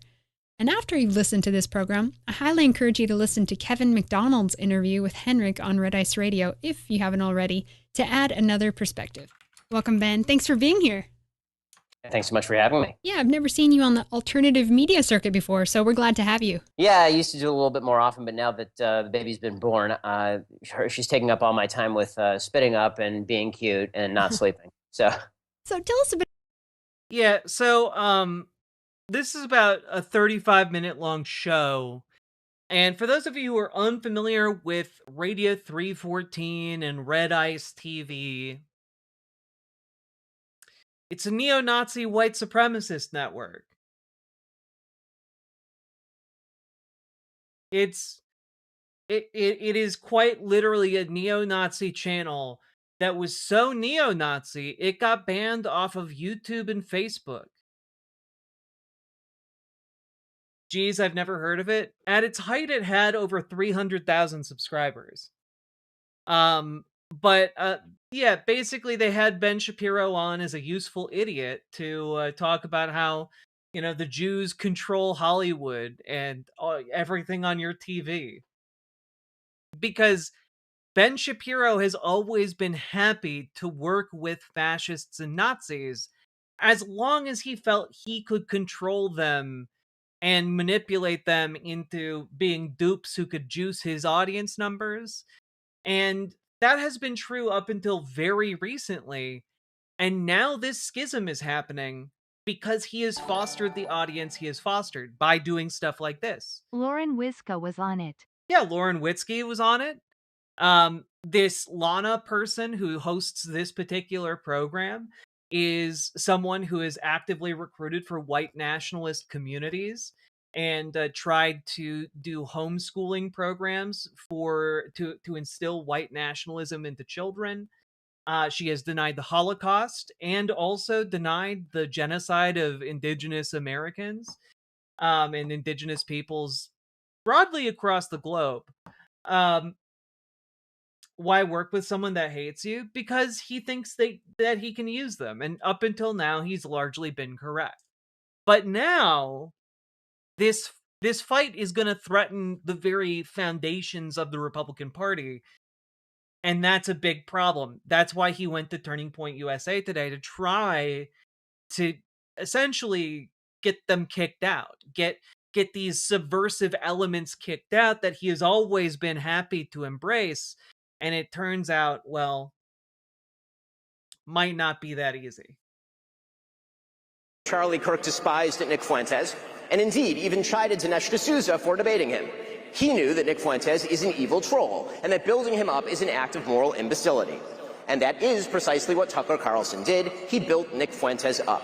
And he ought to take responsibility for that, just as he ought to take responsibility for glazing pornographer and alleged sex trafficker Andrew Tate, or for mainstreaming fake historian and pseudo-Nazi apologist Daryl Cooper as America's best and most honest popular historian. Hosts are indeed responsible for the guests they choose and the questions they ask those guests. Because we have... And the thing is here, Ben Shapiro is telling the truth at this point, and is, I think, openly and honestly angry about, Tucker Carlson and Candace Owens and, this overt anti-Semitism rising in the party. It threatens his ability to continue doing what he does. He's in danger of being ousted into that out group, into that realm of the quartering and shit. There's a reason why the Daily Wire, their only major thing coming up is the Pendragon cycle. It's because they're practically done. This is the Pendragon cycle is their Hail Mary to try and stay solvent. And I don't think it's going to work. A duty to truth. We also have a duty to provide you with evidence of the claims that we make. Emotive accusations, conspiracy theories, and just guessing questions, that's lazy and stupid and misleading. None of them are a substitute for truth. None of them are a substitute for evidence. So, when Candace Owens says, "I don't know, but I know," that is retarded, and we are all more retarded for having heard it. I see things differently from Ben Shapiro, I gotta tell you. Whilst I respect him, I respect his faith. Oh no! Ben Shapiro has lost Russell Brand. However, will Dave Rubin respond to this? One of the actual friends on the Actual Friends podcast. And I respect that we worship and praise the same God. I recognize that. But I believe it's important and vital to have conversations with people that oppose difficult opinions and opposing opinions. I've spoken to Nick Fuentes, I've spoken to Candace Owens. They're Christians like you and like me, and were they not? They're broken human beings like you, like me, like Ben Shapiro, like Tucker Carlson. No one's better than anyone else. We're all on our knees, shoulder to shoulder, under the blood of Christ. And what I would advocate for is supreme compassion for Erica Kirk as a human being, as a woman, as a mother that's lost her husband, as a woman who has to I left my kids to come here today, man. Like my little boy who's 2, my little boy whose carved heart led me by the hand to Christ, that little boy that I handed over to anesthetist. Hold on a minute, I can do this. Anesthetist. Someone here with your accent? Anesthetists. People that do... Oh, let's just cut this bit. It's not being streamed live, is it? No one cares about this. Everyone's just like, did you see what Ben Shapiro said about Tucker? And then... God, his face is truly unspeakable. Also, can we just take a moment and be like, it's really gross that they have Russell Brand even acceptably on stage at this point. just real quick. Yeah, as of 7 hours ago, just in case you're wondering what's going on with Russell Brand, hey, aren't there a bunch of sexual assault charges against him? Hey, aren't there a bunch of sexual assault charges against Russell Brand? And wow, yes, there are actually. In fact, there are 2 new ones from UK prosecutors as of 7 hours ago. So, the Desperate Distraction Tour is not working for him. And then Tucker's gonna, oh my God, man, oh man. Well, honestly. Look, he's just really excited that people aren't talking about how he is allegedly a rapist several times over. Very poor, on brand, marketing. Indeed, Sake Tanuki. Thank you for the 5 tier 1 subs and Merry Christmas to you. I can't believe that Tucker Carlson would have an interview with somebody and not grab them by the throat, frankly. We're children of God. No one knows anything. This is like such an unhinged... Like, I'm sorry, if you saw like someone who wasn't famous acting like this, you would just assume they're a lunatic and that you should not be anywhere near them. Like, he's laughing manically, he's like doing impressions and then talking about children of God. Like, dude feels like he's about to offer you some Kool-Aid and you're in an armed compound. Anything. You're broken, I'm broken, Ben Shapiro's broken. We're all wrecked and ruined. We're all wrecked and ruined, so we shouldn't be rushing to judgment if there are some new allegations that surface against some of us in a handful of hours. Christianity has not been tried and found wanting. It has been found difficult and left untried. We have not yet tried to create the Christian nation that America may yet become. As an Englishman, as a visitor, I pray that you're able to do it. I pray that you can build a Christian America to be a shining city on a hill, an exemplar for the rest of the world. I pray that in the name of the Son, the Father, and the Holy Spirit. As C.S. Lewis says, that the connection between the holy and humility is humor. We must be able to laugh. Otherwise, I'm English. How am I going to cope with the embarrassment of knowing? Did his shirt get more unbuttoned since the previous? No, I guess it was pretty unbuttoned before. Like, you know, it's pretty interesting to see Turning Point USA talk about the need for modesty in modern women, but then a guy gets up on stage with every single button unbuttoned all the way down to his crotch, and like they're just all for it. They do not give a fuck. These heretical, like, hypocrites do not give a fuck about their own doctrine. They just care about doing the team sports that allow them to hate the other side. That's it. America to be a shining city on a hill, an exemplar for the rest of the world. I pray that in the name of the Son, the Father, and the Holy Spirit. As C.S. Lewis says, that the connection between the holy and humility is humor.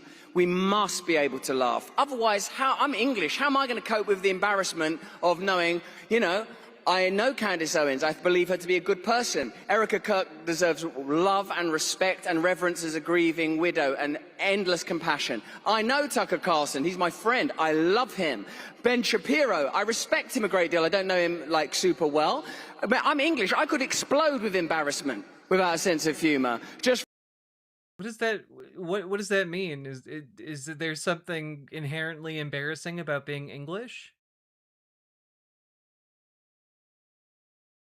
What, like, why would you explode with embarrassment without a sense of humor? I don't understand. From the stuff that's happened in this room already tonight. And what we have to find... Oh, okay. Like, just everything that's happened is so embarrassing he wants to explode, but he doesn't because he can make jokes about it. I don't know, man. That doesn't sound like you're exploding from embarrassment. Is a kind of unity, not only among conservative pundits, but between Americans everywhere, Republicans and Democrats. Why can't we have unity? You know, really amongst ourselves. This is very uncomfortable for me. phony false labels, these fake taxonomies have to be put aside if you are going to save your country and the world. And one way to do that might be by laughing about it. I hope so, otherwise I'm out of a job. This is the last event. Wait, does he still think his job is comedian? Wait, does Russell Brand still think of himself and bill himself as a comedian? Is that true? Like, why? I don't know. I have never heard of people referring to Russell Brand as like particularly funny in this era of his life. That's crazy. I've watched his podcast. It is dry and boring and gross. That Charlie will have left us. That hit me this morning and as I was flying out here. This is the last one. He planned out his tour, he wrote his book, and this is the last one. The people on this stage, and the many more people in the seats, all of you, you are the people that he invited. This is the team. This is the army, right here.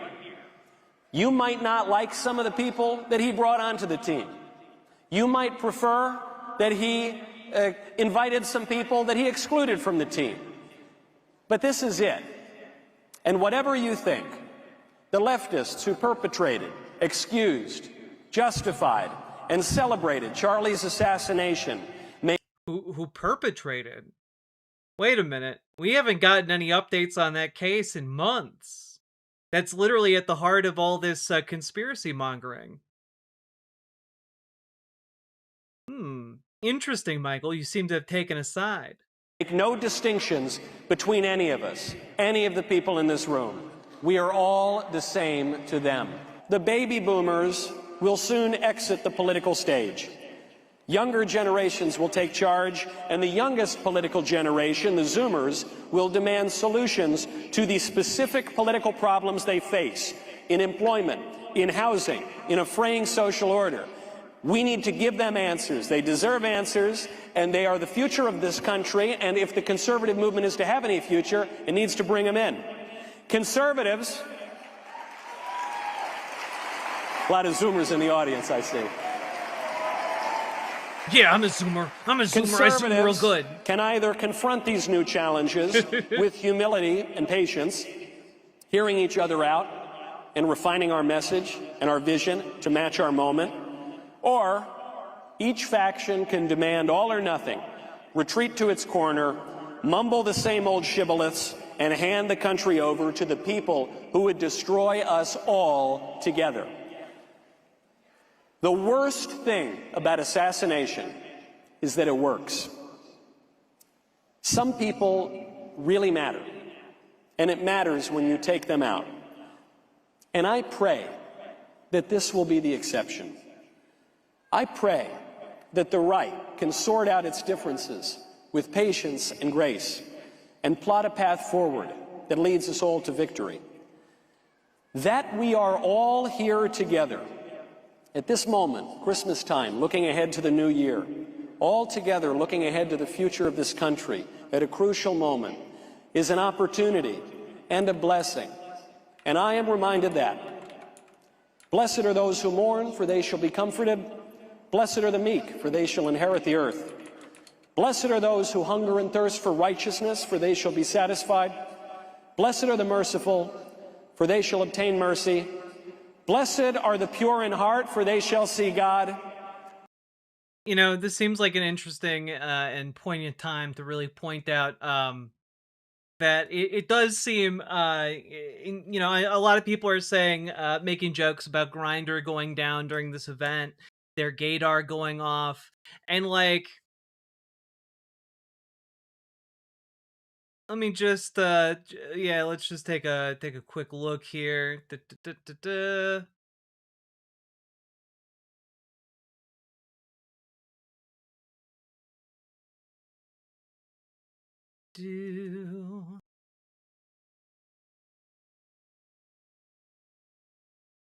Grindr apparently experienced more outages via down detector. during Turning Point's America Fest. So it's interesting. It's some interesting stuff. I don't know. I don't know for sure that anything happened with more outages for Grindr, but there were some more reports of outages around that time. So it's interesting. Blessed are the peacemakers, for they shall be called sons of God. I just got here, and I feel like I missed the first part of the program. Hope I didn't miss anything meaningful. But I just want to say, I don't think I did. No, I'm just kidding. I watched it. I laughed. That kind of bitter, sardonic laugh that emerges from you when, like, Upside Down World arrives. When your dog starts doing your taxes and you're like, wait, it's not supposed to work this way. To hear calls for, like, deplatforming and denouncing people at a Charlie Kirk event, I'm like, what? This is hilarious. The last several months of Charlie. Can I just say, there are very few people whose voices irritate me quite as much as Tucker Carlson's. Like, dude's a fake affected laugh drives me nuts. I find him, like, practically unlistenable because of his, like, manic giggling fits. Like, it's not fun and it's not cute. And, like, yeah. Oh yeah, no, they fought on stage at the same event, guys. Like, this all occurred during Turning Point USA. His life were devoted in part to arguing about this event, in fact, this speech, in fact, my speech here, which he asked me to do earlier this year, this summer, and was immediately put under just immense pressure from people who give money to Turning Point, I would assume good people, but who wanted him to take me off the roster.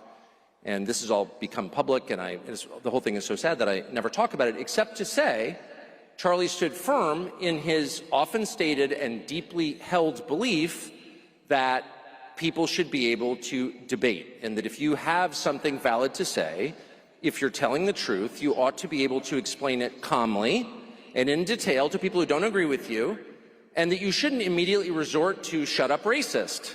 I wonder why. Why are you asking that question? I detect in the question a certain evil in your soul. And everyone listening should know that listening to you implicates them, and that they someday may be asked to denounce you, and that friendship is not a reason to defend someone.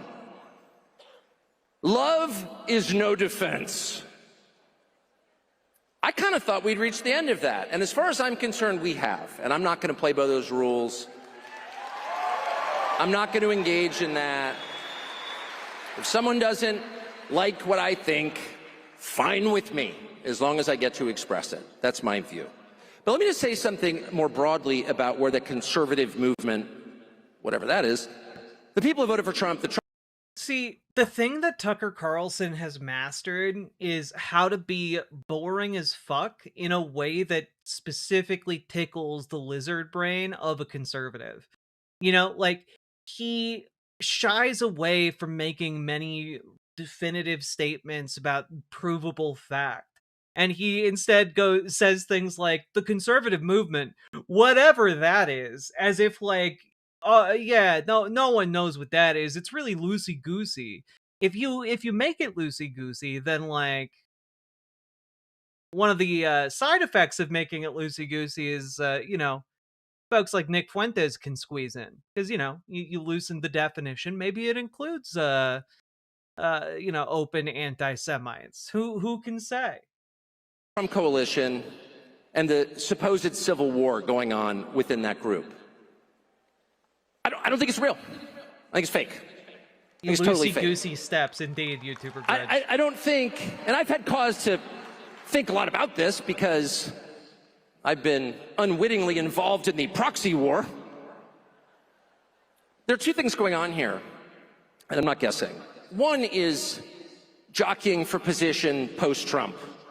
So Trump created this amazing coalition, bringing in people who had never voted Republican before but were very enthusiastic about him.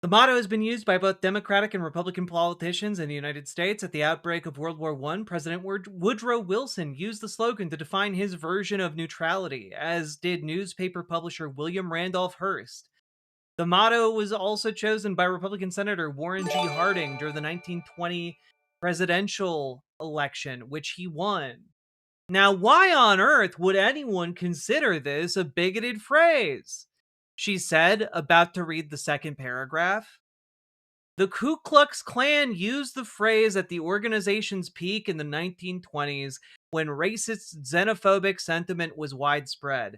It informed many of their members who ran for political office. The Immigration Act of 1924, sponsored by Washington U.S. Representative Albert Johnson, was a legislative expression of xenophobia. It targeted Japanese, Eastern, and Southern European immigrants by excluding them on the basis of ethnicity and national origin in an effort to preserve the country's existing ethnic demographics. Johnson's leading role in immigration restriction bill elicited strong support from the KKK because, again, America First is the slogan of white nationalists and racists, people who want to maintain the WASP nature of America. Like, I don't know, it's a pretty well-situated phrase for, its bigotry. Also, I Can't Give It, Doc. Thank you for the 5 Tier 1 subs and for the gifted sub to the Anti-Fascist Social Club. Appreciate it. It is. And then they just decided to ignore it in favor of MAGA, Make America Great Again, which I'm obviously for. But how do you make America great again? By putting America first. Now, what does that mean? I'll be more precise. It's not a complicated concept. It's a really simple concept.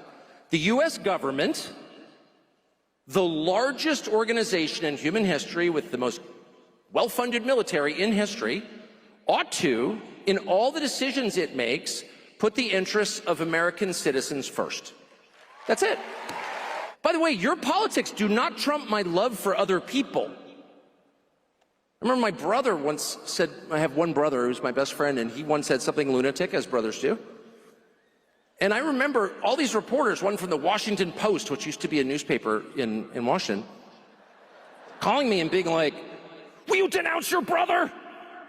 I said, son, if my brother went on a drug-related murder spree, I would not denounce him. What? Are you for drug-related murder sprees? No, I'm for my brother. And nothing will ever make me not for my brother. Not probably. Oh, just as an FYI, the incident he's talking about so vaguely, as he does talk about everything, is that his brother said that the massacre at Bondi Beach in Australia was a false flag. His brother started spreading conspiracy theories that the Australian government did Bondi Beach themselves to control the masses or whatever. So, yeah. Let me just see if I can get the quote here.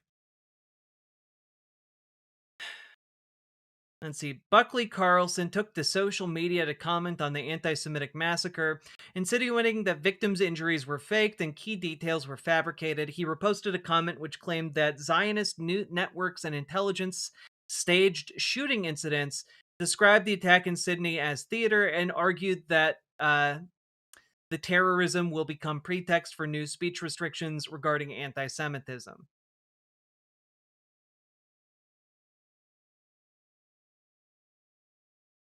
I mean, like, he's out there.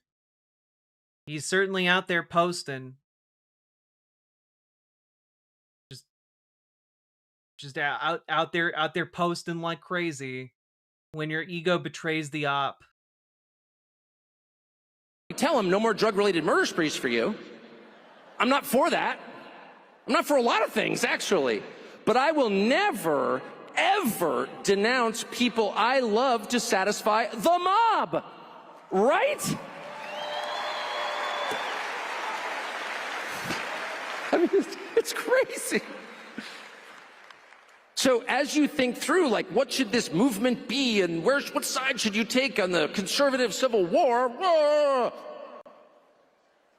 You already know the answer. You're on the side of America first. And if they can't tell you why it's America first, you just won the argument, because they don't have one. Shut up, Nazi is no different from shut up, racist. Now, I will say something right here, which is that one of the things we are going to have to do when engaging with Republican rhetoric from here on out is it's no longer going to be sufficient for us to just be like, these people are bigots and like evil. I've often said that conservatives don't have morality, they have sides, but TC outright admitting that he would let his brother KLL people is a lot. I mean, it is, right? Like, it's disgusting. It's disgusting on like a moral and intellectual level. And the thing that I think we're going to need to do is we're going to need to get a little bit more in the weeds to explain why some of these things are bad. And that's something I've always endeavored to do on this channel. And I think that I do a pretty decent job at pointing out, hey, this is the historical context to this phrase that was widely used by the KKK and the people they ran in political races in the 1920s, and is one of the slogans used to justify things like the internment of the Japanese Americans during World War II. You know, like we're talking about like specific things that this phrase is associated with historically. And I think we need to start like getting into the details and into the weeds about why these things are bad, because Republicans coming from this type of intellectual background are not going to have any arguments. We're going to be getting to this later, but Candace Owens also starts getting into some rewriting of history, and it's not going to be sufficient to just say, oh, she's wrong, without like explaining how she's wrong. And so we're going to need to do more explanations, I think. So I just want you guys to know, if I get more into the weeds as we go into 2026 and beyond, it's going to be because I think that perhaps we've been overestimating how much people actually know about these events, about this context. Some of us may have gotten that education, but a lot of us probably got it through warped lenses from compromised, curriculum and, homeschooling bullshit. And so I think we'll have to get more into the weeds. We'll talk about more of this stuff as it comes up. And again, I would really like to maybe in the new year I'll plan like some recurring shows to talk about different historical moments and events. I think that'd be fun. All right, but let's keep going through this. Is this guy supposed to be charismatic? He's like the best that they got in the conservosphere. Like he's the one who is like whispering to the anti-Semites and like keeping them on a leash while also straddling the line into kind of the Ben Shapiro world. And he's large enough that he can do that while maintaining an audience. He's unique in that way. It's a little more annoying, actually. Thank you for thinking for yourself and being part of. No, we're good. We don't need you, Glenn Beck. It's fine. That was a nice little look at a lot of these different aspects and elements that are at play here. And I do want to say, I think, yeah, all right. I think we can skip Erica Kirk's remarks. I think you guys got an idea of what happened. I think we're gonna, in a future segment, take a look at Ben Shapiro's speech in full. But let's take a look at how some of the greatest intellectual titans we know of on the right are responding to what happened at America Fest. Okay? Because obviously it's not just It's not just like, the folks trying to profit or cash in on this. It's also, the true intellectual heavyweights. And of course, I'm talking about the Patrick Bet David podcast. Fest event sold out. They shared some numbers. This is what top tier brains look like, guys. Just the smartest men in politics right here. Look at their shoes. They're ugly, ugly shoes. Only $600 a pair. Numbers of what happened, some record-breaking numbers that I believe Erica shared with the entire audience of what's happened with new chapters, what's happened with people joining, what's happened with, the amount of new kids that have gotten involved in the entire organization. Let me see if I can pull up this number here to give you some. Do you are unbelievable? Sorry. Let's let's not get carried away. We don't know that about Patrick Bet David for sure. Of what she was sharing with everybody in the audience. Do you have that, Rob, or no? Anyways, it was like 1 million kids joined, 3,000 new chapters created around the world. The amount of money that was, sent in from people around the world, just record-breaking all across the board. I have it. You have it? Is this her giving the update? Yep. Right there. Zoom in a little bit, Rob. Okay. That's actually not Barron Trump. It's just accounts called Barron Trump News. Erica just dropped her numbers. 50. The account is called Barron Trump News. Yeah, let's not fact check that. Let's just take that as faith. TPUSA chapters opening every day. 8,000 plus church partnerships. 140,000 requests to join.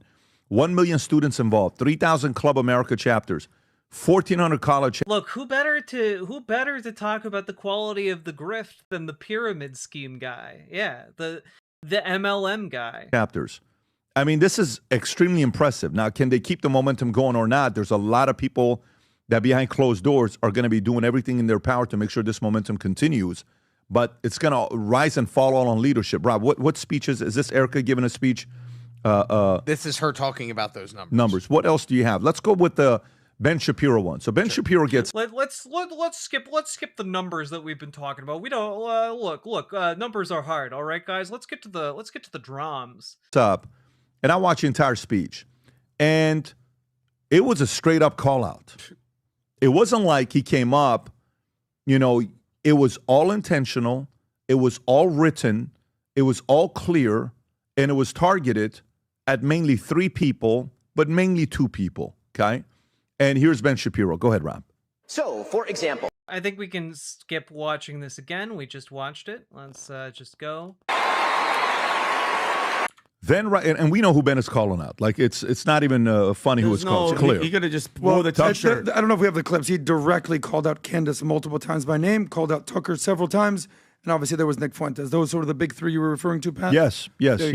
So Candace was probably the biggest recipient of his Probably, but I think the leader of the call out is Tucker, is who he's calling out. So then this is Tucker. Go for it. Because Tucker was there, Candace wasn't, right? Yes, go for it.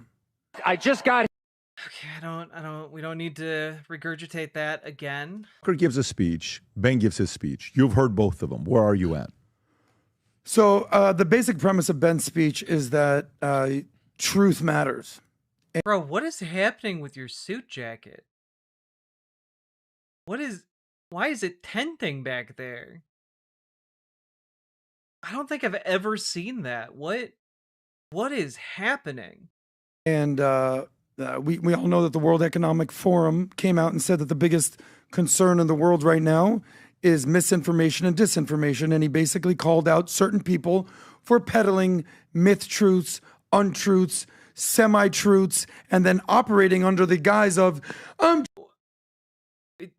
Okay, the caption said myth truth.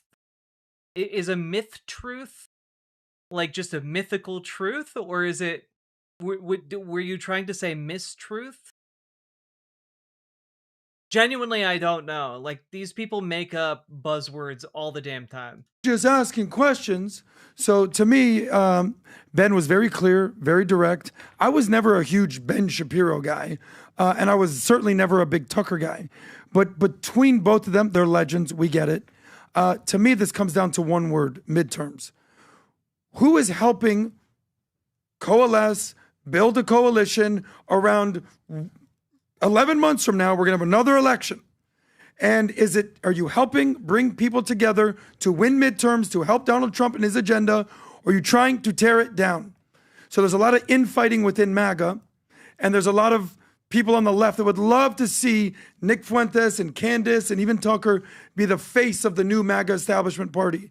And in my opinion, Charlie Kirk wants no part of it. The last thing that I'll say is this.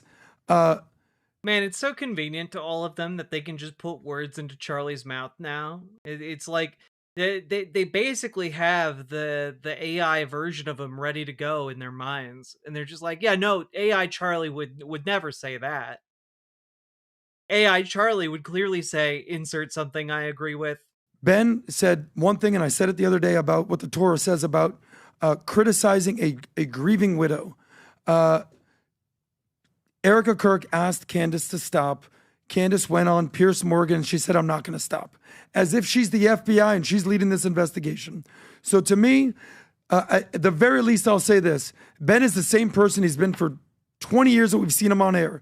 Tucker has flip-flopped and he's fake. And now, because he's an American, he goes and buys a property in Qatar. Not in Detroit. Not in Dallas, not in Boston, not in American cities. He's buying a house in Qatar. And why? Because he's American. God bless you, Tucker. Vinny. Well, the WEF, I don't know that the World Economic Forum, I don't know we're going to be going by their guidance when it comes to disinformation and misinformation. Fresh Pepperino, thank you for subscribing with Prime over on Twitch. I appreciate you. Everything that they push from global warming, fake disinformation for COVID, and now we're finding out that, people are having cancer and kids are. Guys, I'm not able to look at Vinny the same way ever again after finding out he's supposed to be the funny one. Like, you guys remember that, right? It wasn't like a fever dream where we went and we found that there's like a valuetainment comedy channel where he's in charge of making the comedy skits. I didn't hallucinate that, right? That was real. Let me just valuetainment comedy. Oh my god, it is real. It has almost 1 million subscribers. Oh no. Oh no.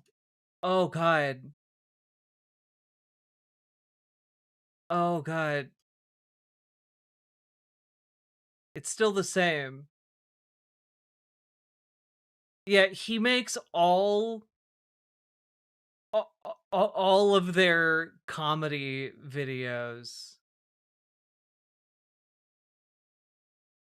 Yeah, there's a joke-off battle. Just real quick, can we survive? Action. Daniel? Vincent? You ready to have a joke-off? Yeah. All right. You go first. So wait, loser gets a wedgie? Like, hold on. I mean a good, deep. Oh, no, dude. Okay. No, we're going to do it right there. I've been thinking about my dead parents and dead Good. Why don't oysters donate to charity? Why? Because they're shellfish. Touche. Light work. Okay. I asked.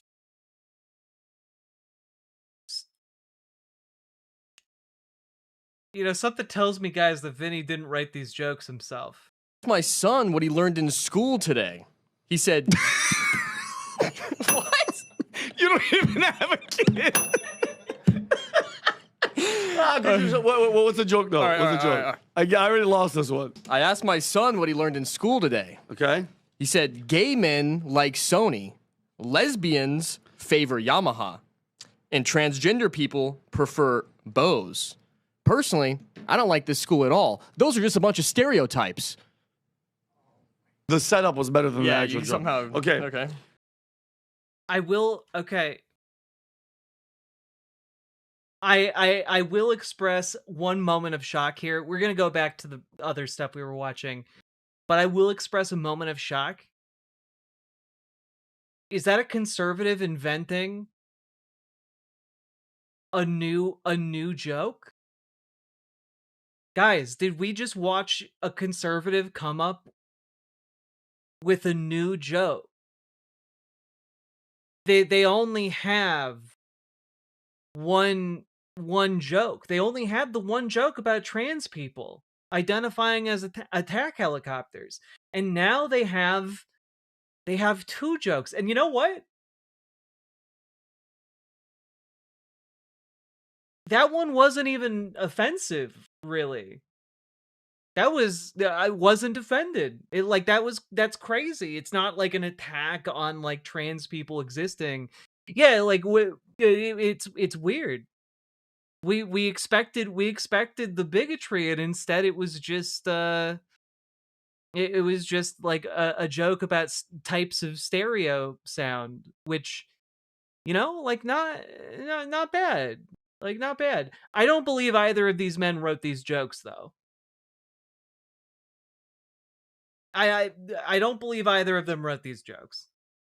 Anyway, let's get back to what we were actually talking about. I'm glad that the Valuetainment comedy channel is real and I didn't hallucinate it.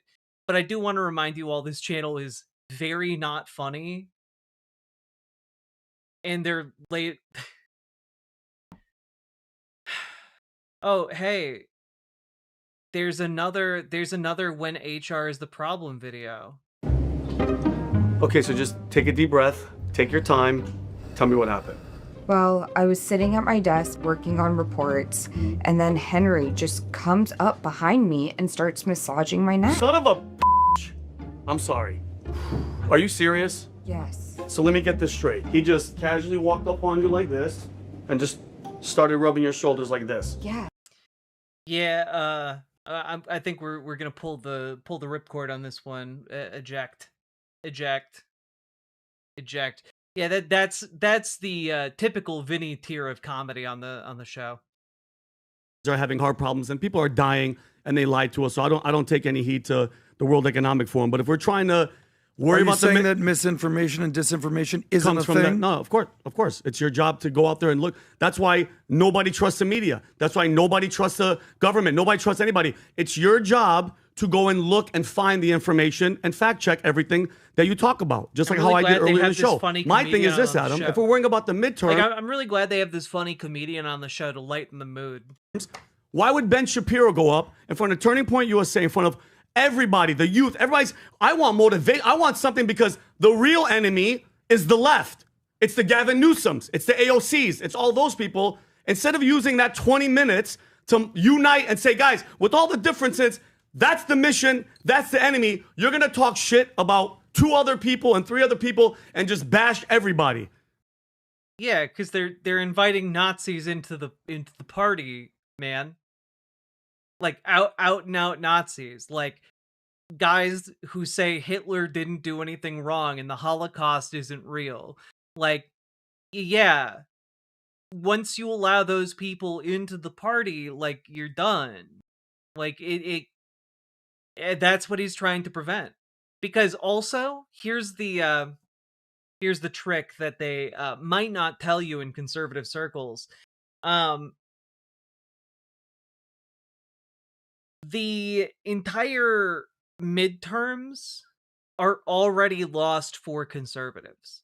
Ben Shapiro is coming out to Turning Point USA right now, perhaps in the hope that they can, if they have the break right now, it can be repaired and the wrongdoers ostracized by the time the 2026 midterms roll around. But more realistically, Ben Shapiro is trying to break things now, so that by the time the general rolls around in 3 years, they can have their shit together. Like, a lot of the Republican power brokers have already given up the midterms for lost. That's why Marjorie Taylor Greene is getting out of Dodge. That's why a bunch of Republican legislators aren't seeking re-election in 2026. Like, okay? The crowd seemed to like it. They were cheering. Half and half, whatever, boos and claps. I don't know. I wasn't there. It's just, that's your moment that Charlie fought for people to have debate. Charlie's whole mission was debate, talk. No, Charlie's mission wasn't debate and talk. Ben Shapiro's coming out to Turning Point? Congratulations. Brett Cooper. You know what? You know what, Sake? I am very proud of the mental horsepower you have. Thank you for the 5 tier 1 subs. I hate to say it, I don't think Ben is stupid so much as wrong. Ben isn't stupid. Like, that's the thing. Ben isn't stupid. I don't think his arguments are good. But he's not stupid. He knows where his bread is buttered. He knows, like, this is an existential threat to his ability to be within the Republican Party. Because if the Republican Party goes full anti-Semite, which it is currently threatening to do, he's out of a job.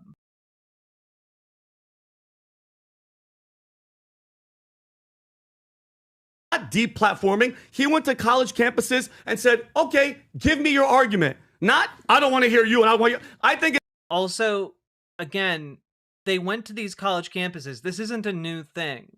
Conservatives would go to college campuses to debate children in order to try and make their points look good.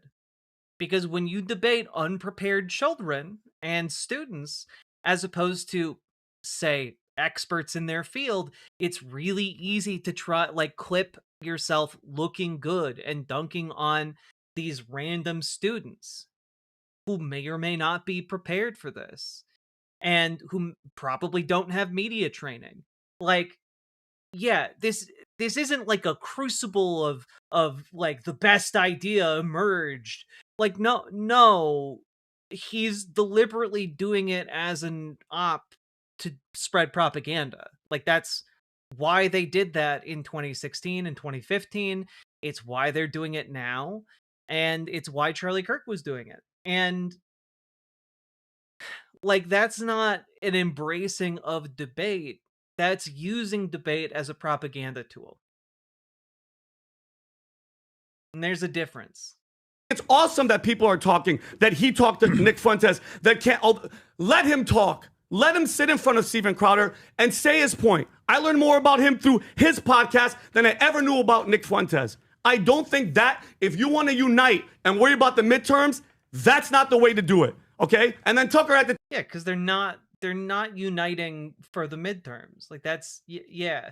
Take his time out of his message and go against him, too. And by the way, I don't trust...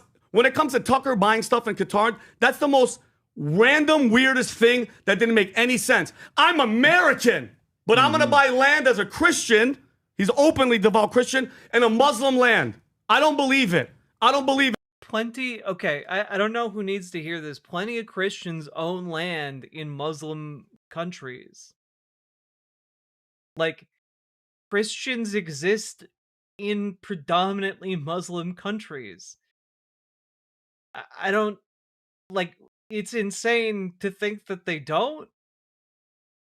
Like, I'm like, it's actually flabbergasting to me that these guys are like, you can't be a Christian and own land in a Muslim country, five head. Okay. All right. Somebody might be getting paid, but I just feel with everything that's happening, they missed the freaking mark. This should have been about America and the actual enemy because the Democrats are laughing their asses off. Period. That's my opinion. By the way, a very reasonable take you just gave. Thank you. Very reasonable take. Tom, your thoughts? So my thoughts is Charlie Kirk, I agree with your debate point. Charlie Kirk will go into the belly of the beast, go and put up that card table and put up that tent on college campuses and attempt to indict, say, what do you think about it? No, come here. No, I'll listen to you. Tell me what you think. Now, why do you think that? Why do you think that? Well, I think there's an economist here, and I think this is here. And he would engage in this civil debate that was getting people to think. And he was personally responsible for delivering Arizona and more. We saw him at the inauguration, and he gave us the numbers. They registered to vote more than 300,000 new voters in Arizona. And if you take a look and just say 60% of those, just 60, not more than that. No, you know it has to be more than that. But let's just put 60% of those votes voted for Trump, 47. Guess what? He moved Arizona. Kerry Lake was in a war. You saw what was going on with that guy, Ruben Gallegos, whatever his name is. There was a war going on. It was neck and neck. There was all kinds of things. The governor was ignoring what was happening in terms of in these neighborhoods in Tucson where you had these immigrants that had come across that were. I wish the Dems were so cool as to be laughing at them. Right? God damn it. Also, this guy is supposed to be their intellectual heavyweight, and none of this has anything to do with what they're with this conflict. And he knows how to work the stage. He's talented. He's capable. Ben is brilliant. But Tucker is talented and capable. Tucker went emotion. Tucker went heart. Tucker talked love. He mentioned the word love 20 times. Ben is purely logic, okay, is what he's going to. So, talent-wise, Tucker's a better talent of delivering the message. Not a question about it, okay? More educated, read all this stuff. Maybe you put Ben there ahead of him. You know, he probably knows more about the Constitution and things like that. Yeah, you can put that category in there. Where was Ben right? The part that Ben was right in when he said, you know, even Charlie. I'm just gonna say it right straight up. The Patrick Bet-David crew, they're cowards. They're just straight up cowards where they're trying to be like, both sides have some merit. Maybe we could do a little bit of column A, a little bit of column B, and everything would turn out just right. Kumbaya, everybody. Look, you just got to sing some Kumbaya with Nazis, all right? It's fine. Reached out to Dinesh and said, why would you debate Nick Fuentes? Because in the debate between Dinesh and Nick won. I don't know if you guys saw the debate or not. Nick was a winner. Oh, man. Wowie. You mean somebody beat Dinesh D'Souza? The guy who makes documentaries full of lies? I'm shocked. Came out the winner of that debate between the two of them, and Dinesh came out as the older guy that I know what I'm talking about. You don't know who you are. You're a kid. And so Charlie's like, what are you doing?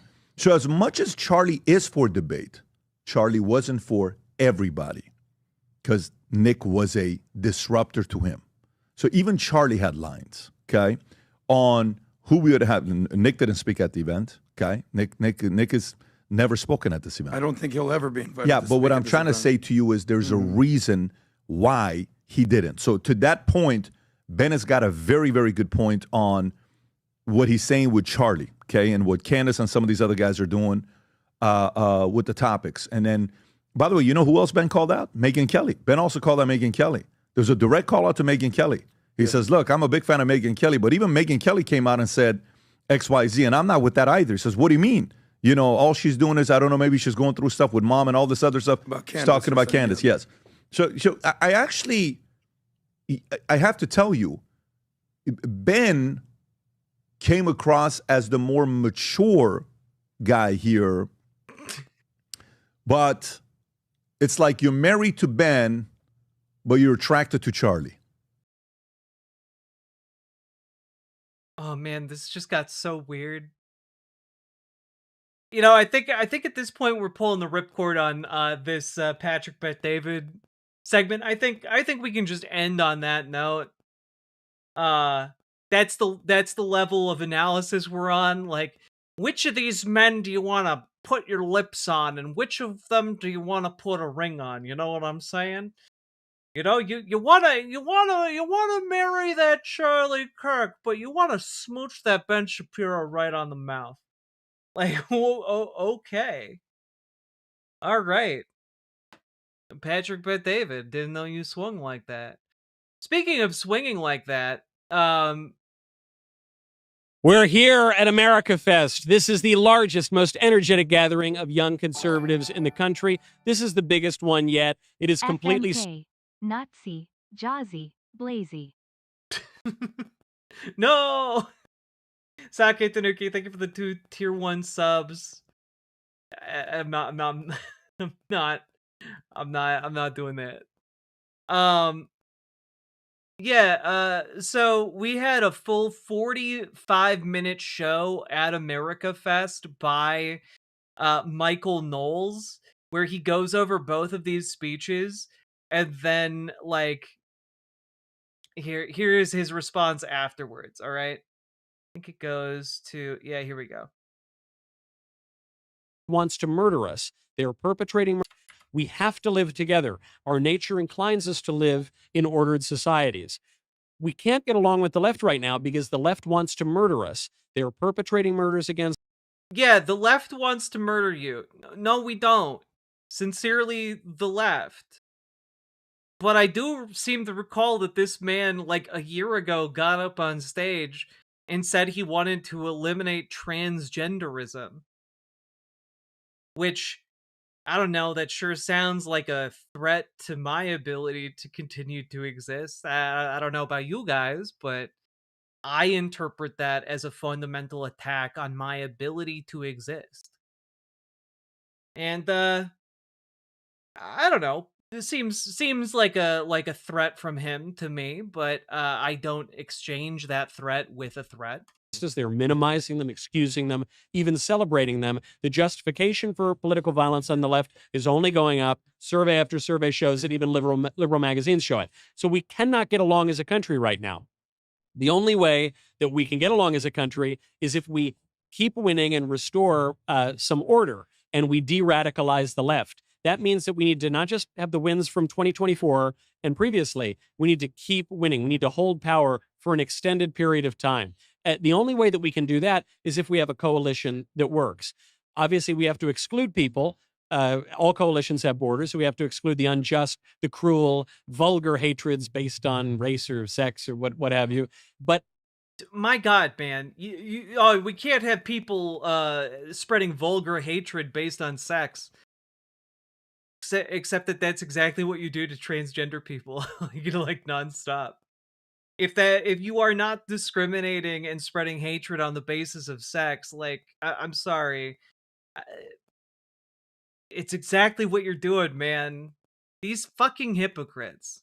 I don't believe that you need to hold to some particular view of economics to be on the right. I don't believe that you have to adopt the slogans of 1983 or 2003, for that matter, on foreign policy or economics or the size of government in order to be on the right. My view is a little bit more expansive than that. And the proof of this, I think, is that the Republican Party was founded promoting tariffs.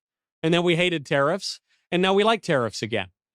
The GOP was opposed to immigration, then it liked immigration. Now it hates immigration again. We were the party of isolation, then we were the party of bombing the whole Middle East, and then we're the kind of the party of restraint again. And these changes are not evidence of hypocrisy. It's not evidence that we're rudderless. It's evidence that we understand what politics is, which is a practical science. It's not up in the ether. It's applying eternal principles to constantly changing circumstances, to being responsive. The left was eternal principles.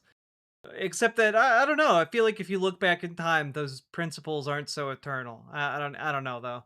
Just a humble country streamer. Do you not see the platinum level emote in front of you? I don't. I'm sorry. Not responsive. The left got caught in its own disconnected ideologies. That's why they're getting blown out of the water at the ballot box. We need to continue to be responsive. Look, it's not the only thing that Michael Knowles wants to blow out at the ballot box, if you know what I'm saying. If the rumors are true.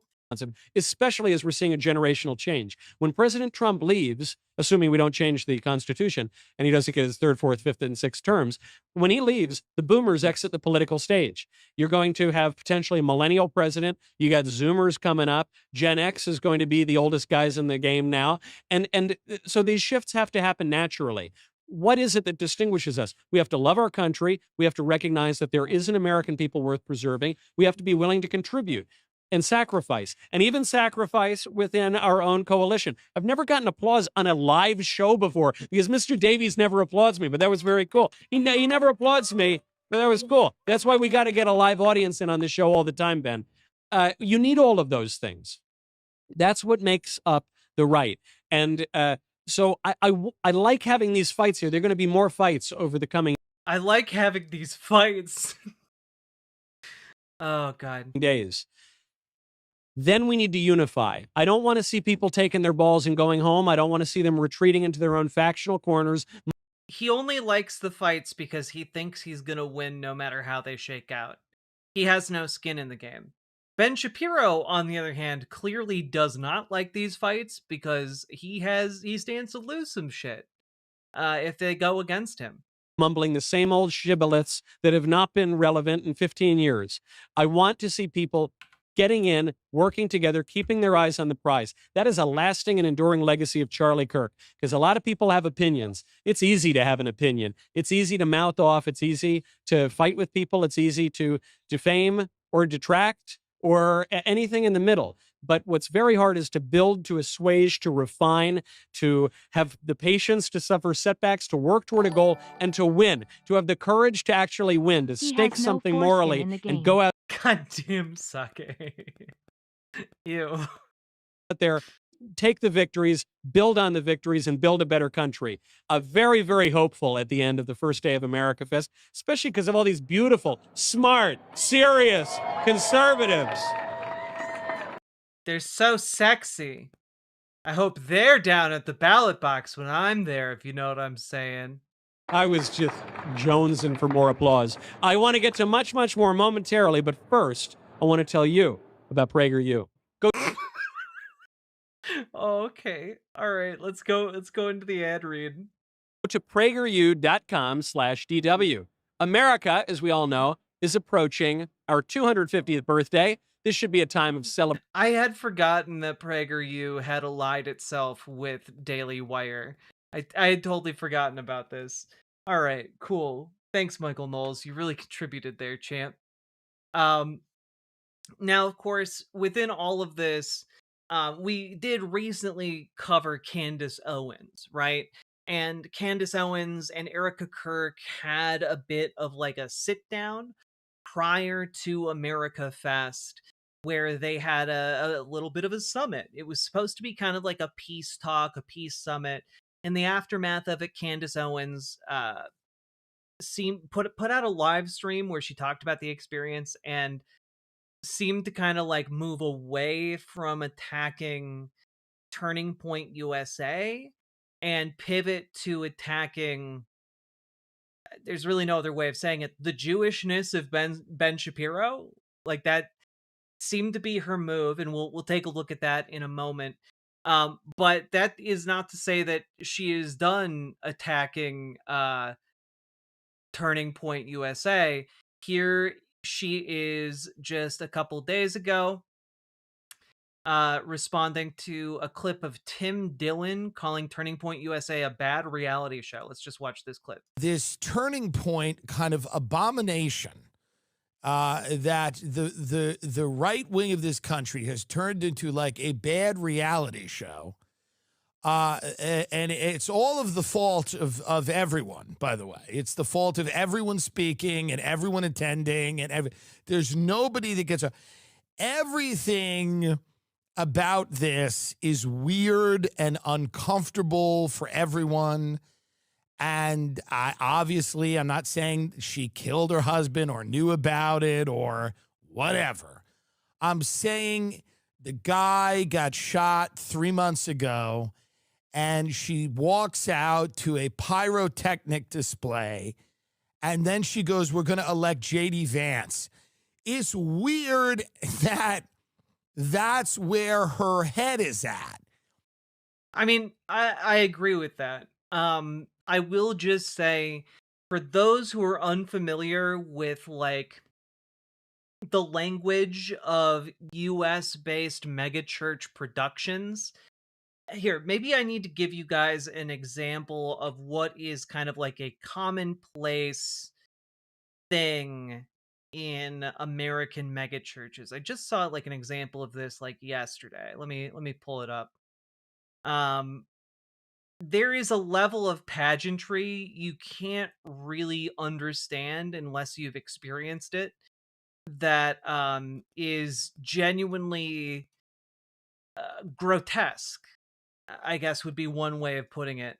This is the Prestonwood Baptist Church in Plano, Texas, where seats are $70 a head.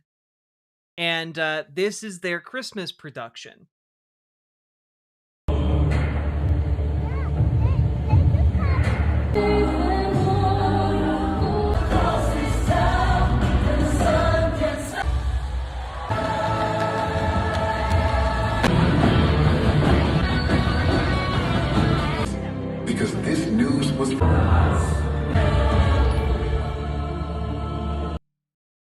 I've been using you as entertainment during the bake-pocalypse.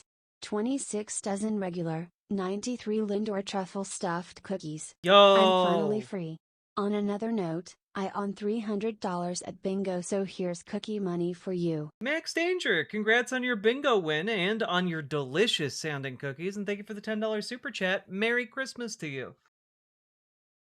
But yeah, the level of production.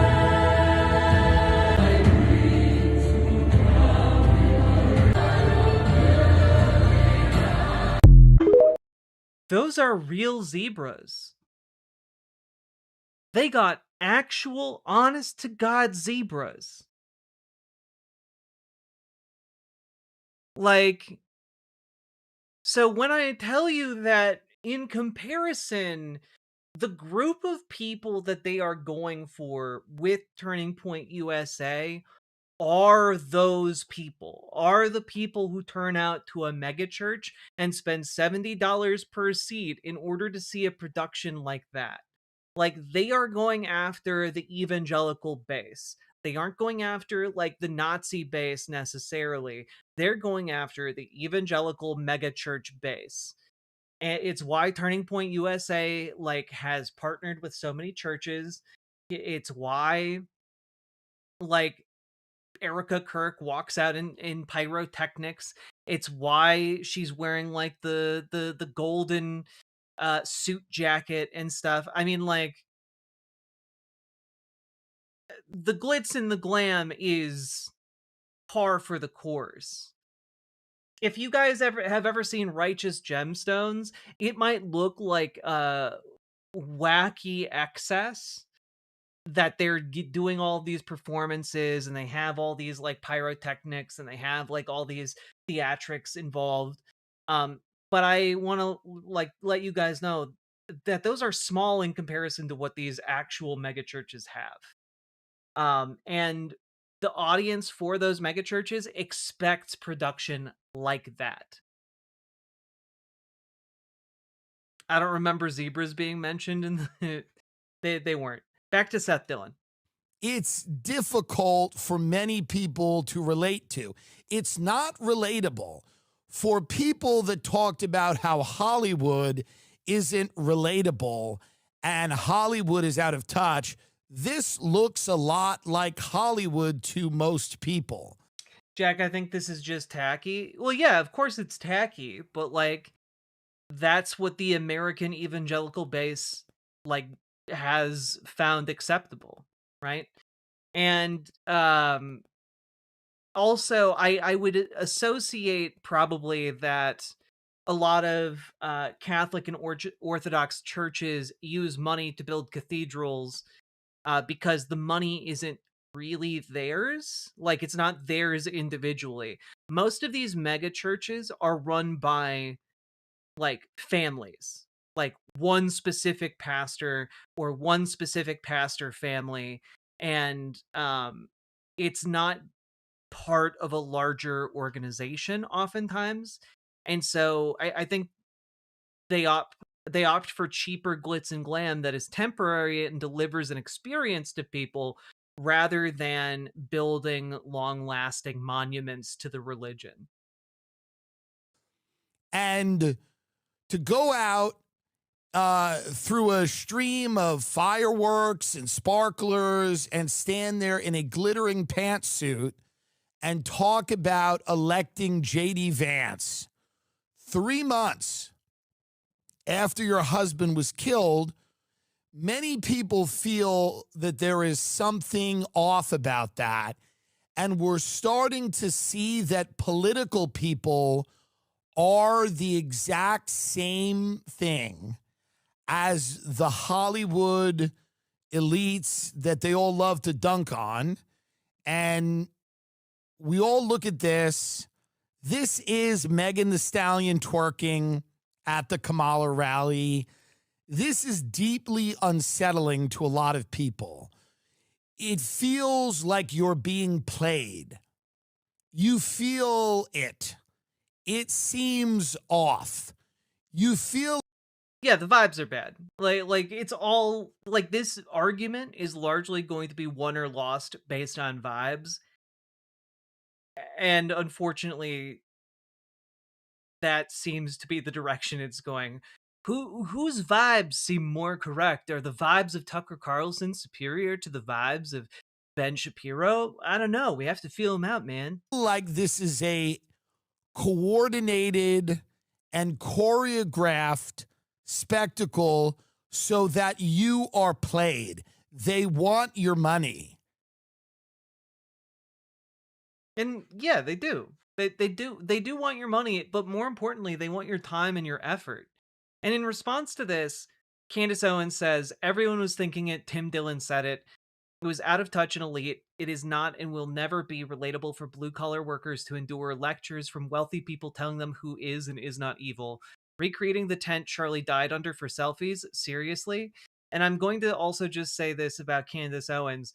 It's very rich to hear Candace Owens talk about the out of touch and elite, and that blue collar workers will never find it relatable to endure lectures from wealthy people telling them who is and is not evil, when Candace Owens literally married an English lord.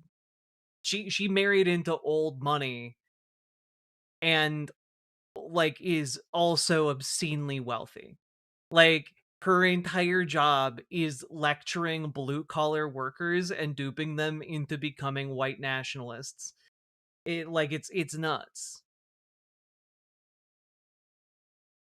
But okay, go off, Queen.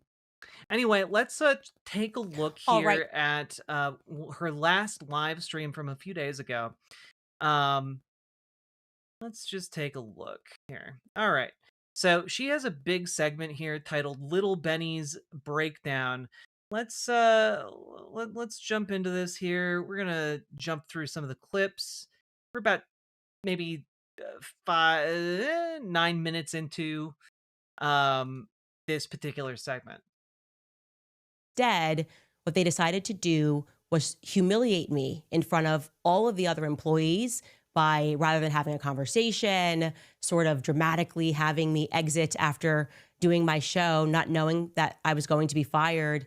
And then they had put together a stage in my studio and put up clips of, put together basically a whole package, like almost like a high school play, and conducted what I honestly, when I look back, because it recently leaked what happened at this quote unquote town hall, this is a slave hanging.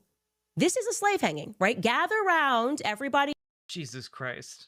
Okay. Also, yeah, her husband is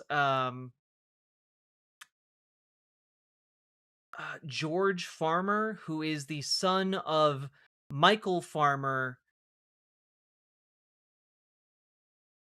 who is called the Baron Farmer. I guess I think that's his title. And you know, he was the former treasurer of the Conservative Party in the UK. So you know, He else is a slave. And let me tell you how this one messed up. Gather around and watch us whip this person. This is literally how I feel when I watch this, okay? And you'll know what not to do next. And here is a video of the then CEO, Jeremy Boring, which somehow Steven Crowder got a hold of this week or last week or whatever. This is just a portion of it. You should watch the entire thing because it really is something. And ask yourself in your memory, do you ever recall anybody ever being fired where 300 employees, which Ben joined electronically, he was up on the screen too, and just enjoyed watching me be humiliated, where 300 employees are invited down and shown a production of what this person did wrong? Okay, well, let's watch a little bit of this video. Candace made no statement at all in the days after Hamas terrorists raped, murdered, and tortured over 1,000 Israeli civilians, mostly Jews, some Americans.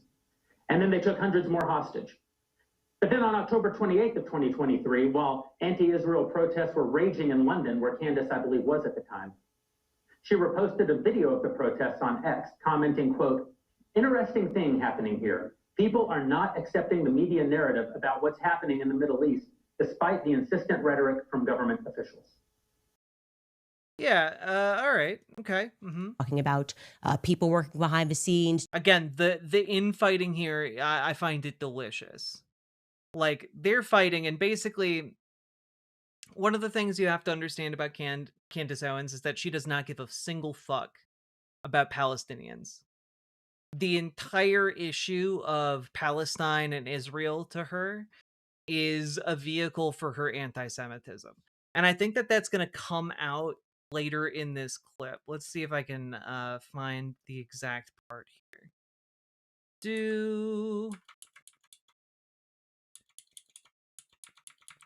She talks about the USS Liberty, which is relevant because Ben Shapiro took questions about the USS Liberty. Let's see here. Thing that Charlie believed in because you weren't his friend. He didn't like you for that very reason. I look at you and I just think you are such a little worm. I could see you right now, probably. What can we get out to her? We're going to sue her into bankruptcy again, right? Sue her for every infraction, every word that I don't like, and every time my feelings are hurt. Because what you really believe in is Baal Berith. That's what your people believe in. You believe that you are contract lords and that people are not allowed to violate contracts or you will ruin them for years. You fire someone and you effectively stalk and harass them for years after. She's literally drawing on here the concept of, the merchant of Venice, the happy merchant stereotype, racist anti-Semitic stereotype. Like, that's what she's doing here. She's making a reference here to, like, the pound of flesh from Shylock, the infamous Shakespearean character. I'm here to let you know that I'm done with it. I am done with it. This one is so fully off of the mother effing plantation. Truly, Ben Shapiro, fuck you and the midget horse that you rode in on. And I say that on behalf of the world. I know you're going to get applauded by Konstantin Kisin and Andrew Christ is King Clavin and all of the people, the men who have to keep applauding what you do like you're a 4-year-old to make you feel good. But the rest of the world can't stand you. You're obnoxious. You have absolutely no values that exist outside of the Talmud. You describe yourself as a Talmudic Jew, and I've learned what's in that Talmud, and I encourage other people at home to learn what is in that Talmud so that you know. Yeah.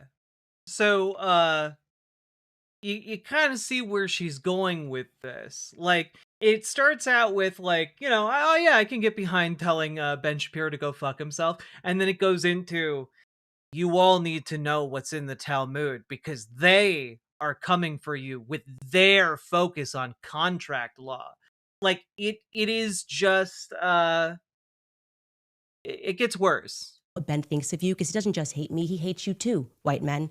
He hates all black people, okay?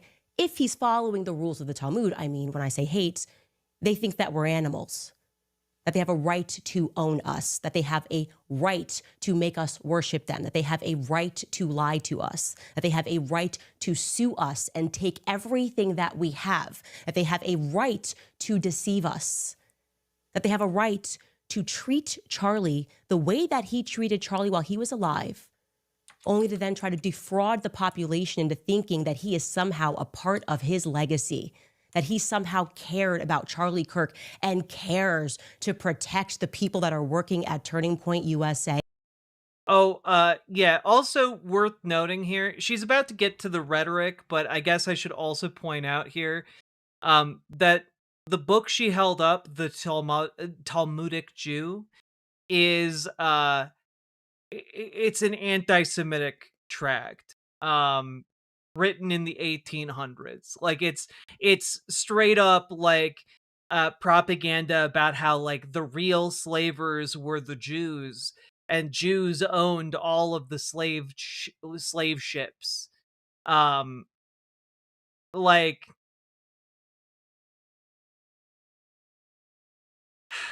it's kind of like if she held up the protocols of the elders of Zion. Like, that's the equivalent here. Like, the book might be a bit different than what some of you might imagine if you look up its original title, which was Der Talmud Jude, or Jude, which is you might be like, that doesn't sound like English, and that's because it's not. It's German. It's a book written in the 1800s Germany that then went on to inform people like Adolf Hitler. Like, this is you know, like, it's like if she held up the protocols of the Elders of Zion.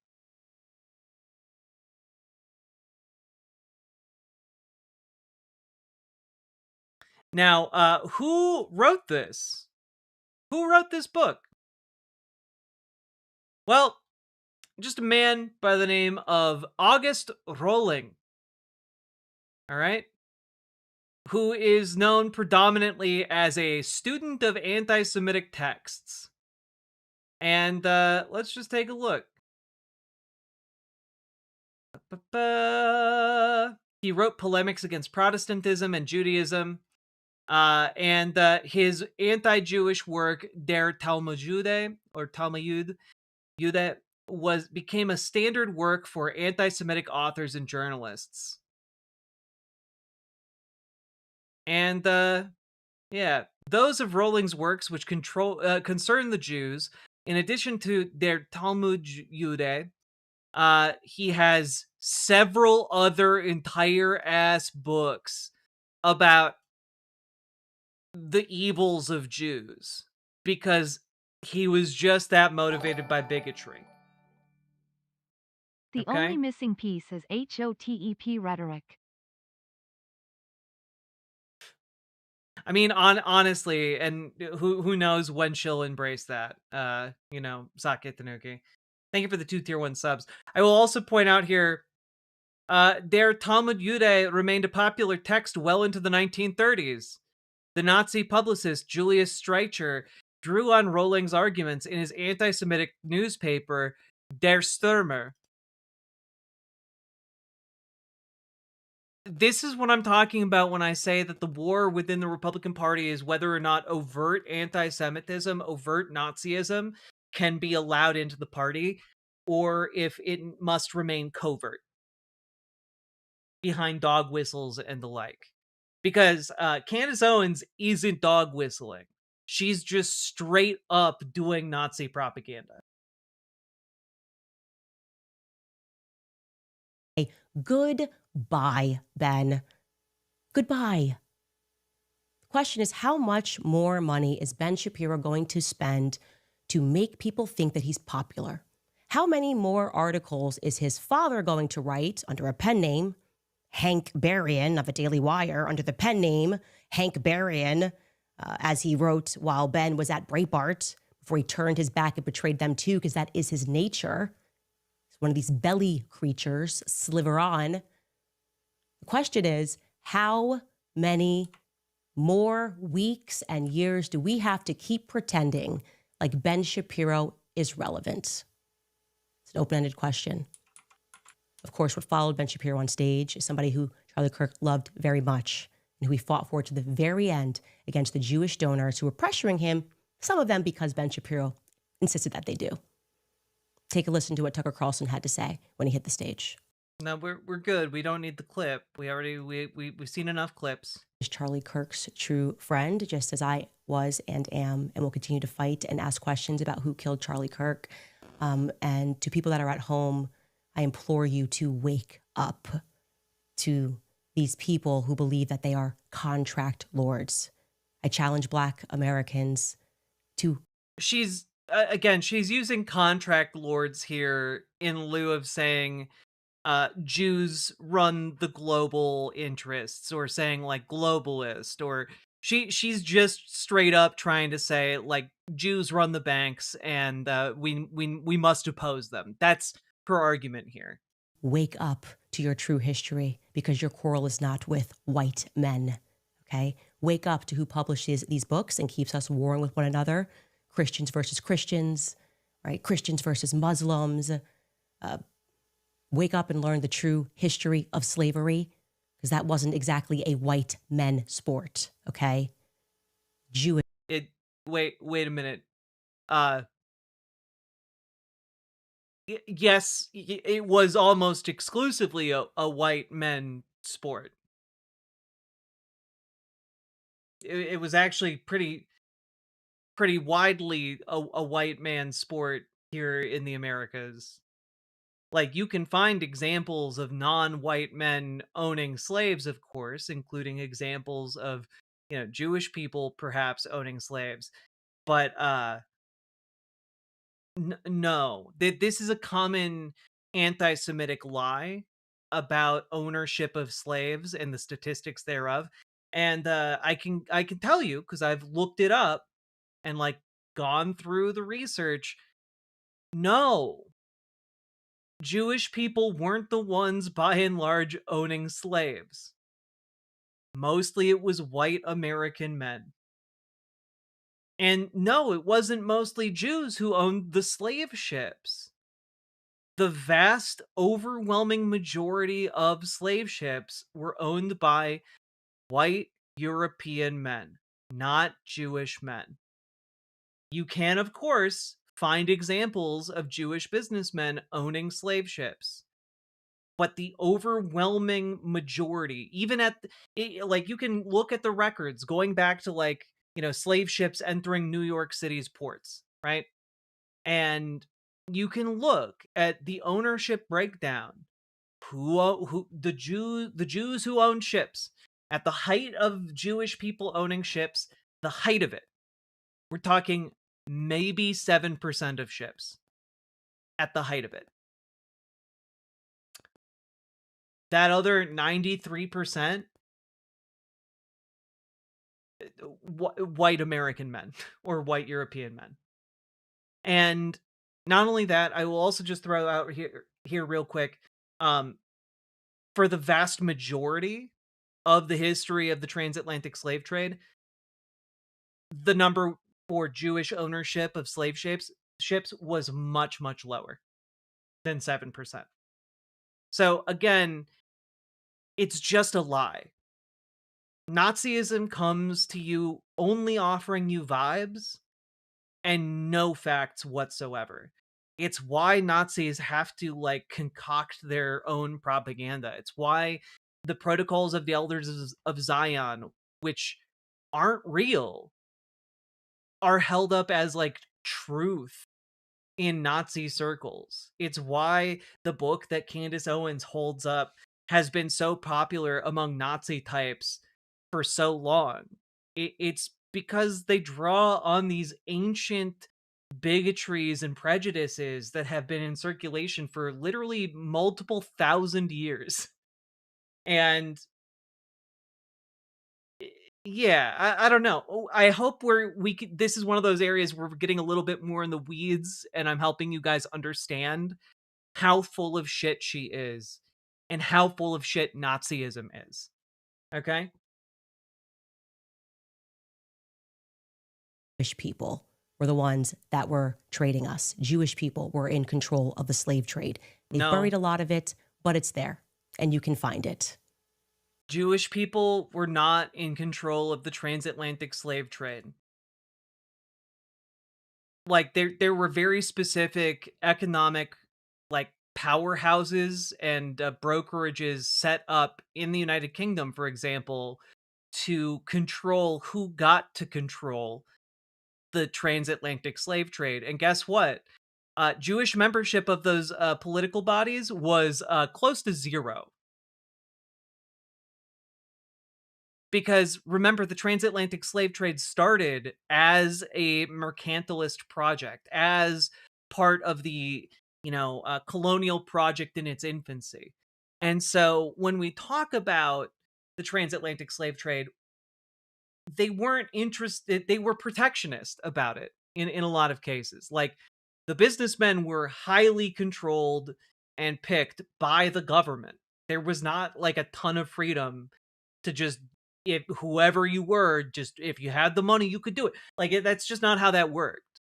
You had the East India Trading Company, you had the Africa Company, you had multiple states were founded by companies under the royal crown. Like, this wasn't like a just a, oh yeah, you have money, yeah, you can buy a ship. Like, it doesn't work that way.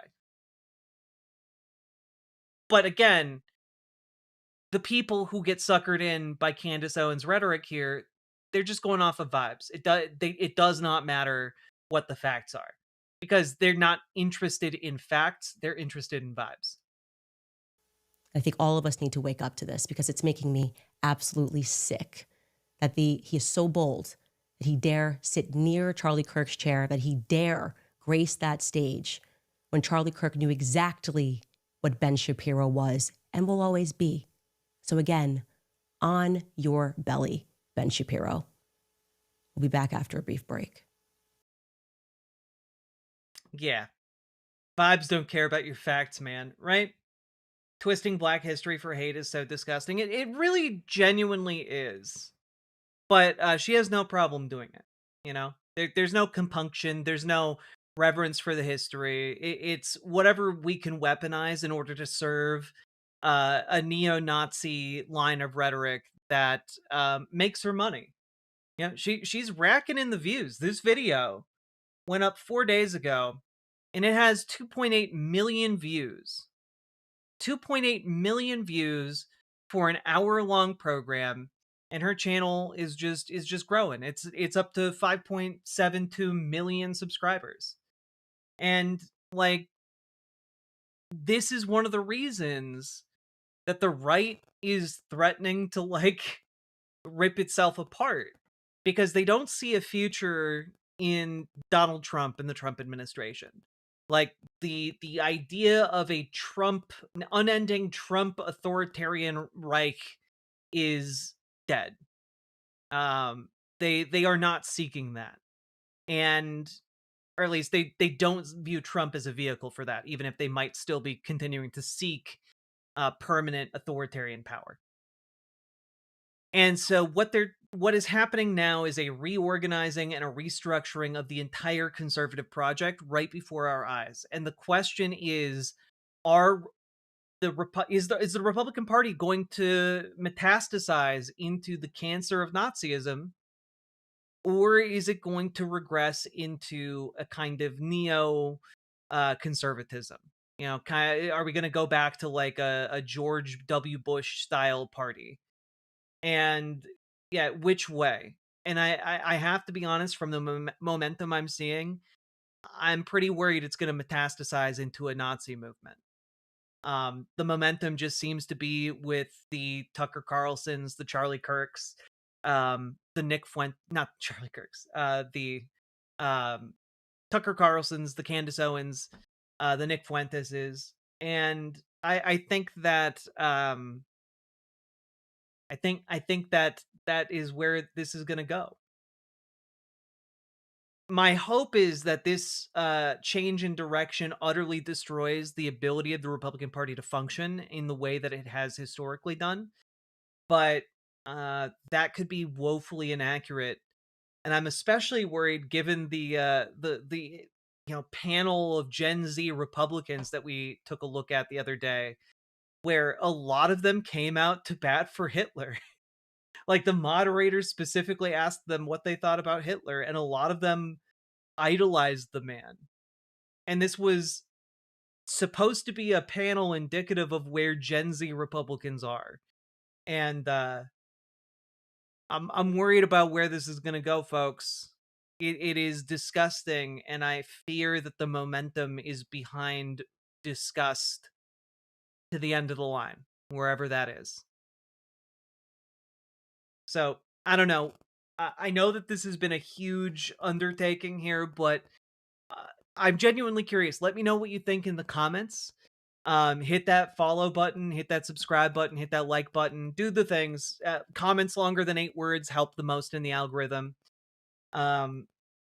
Also, folks, organize, because we need to beat these fascists, regardless of which side wins. We need to spend this time now organizing so that when they finally get their shit together, we're ready. So join your local DSA and make it more effective, like the New York City DSA. Turn it into a an effective political machine. And join your local Democrats and radicalize them to better working class policies. It does not have to be a miserable place for us to exist, this modern era of politics. It does not have to be a constant losing battle. And if we organize the power we need to win, we can just we can continue to march forward. If we win locally, we can win on the statewide ballot. We can win nationally after that. Like, we have the ability to change the world. We have agency. But we have to begin organizing in order to feel that and take hold of it. So, do that. Organize. And last but not least, check out ImogeneOlivia.com.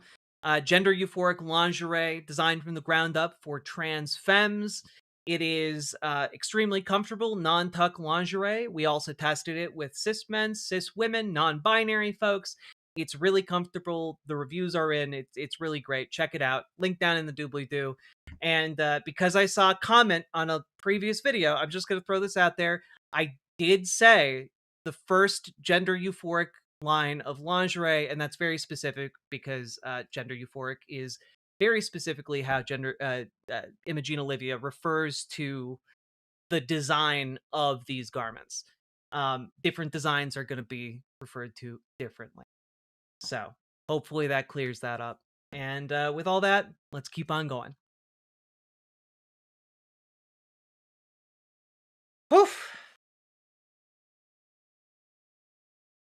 That was a long ass thing. And maybe my editor will cut it up into different bits because that might be useful. Oh god.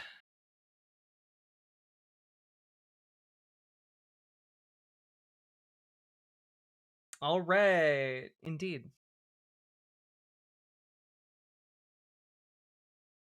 It was disturbing. Well, I hope it was a valuable use of your time. You know? Gender euphoric. Sake Tanuki, thank you for the 2 tier 1 subs. And folks, Merry Christmas. How y'all doing? Hope you're having a good holiday. Can I get a link to your ad, please? So basically... Oh, God. Why? Why would you do that? Let's see here. How do I just keep clicking randomly on YouTube. Oh.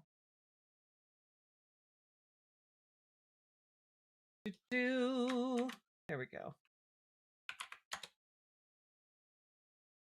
There you go, Journeying Jordan. And folks, consider dropping those subs, donos, memberships, super chats, etc. Because folks, you guys make this show possible. I could not make this happen without your constant support. I really, really appreciate it. Yeah, I accidentally clicked a video off to the side, Comrade Girl.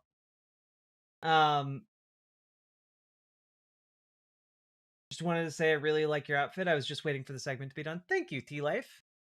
Do the song? Oh, that's right. We got a song to let you know what to do. I forgot. Go, go, go. Click the button. Click the button. Click the button. Click the goddamn button. Click the button. Click the button. Click the button. Click the goddamn button. Click the button. Click the button. Click the button. Click the goddamn button. Click the button. Click the button. Click the button. Click the goddamn button. Click the button. Click the button. Click the button. Click the goddamn button. Click the button. Click the button. Click the button. Click the goddamn button. Click the button. Click the button. Click the button. Click the goddamn button. Click the button. Click the button. Click the button. Click the goddamn button. Click button. Click button. Click button. Click button. Merry Christmas, A. Ferris.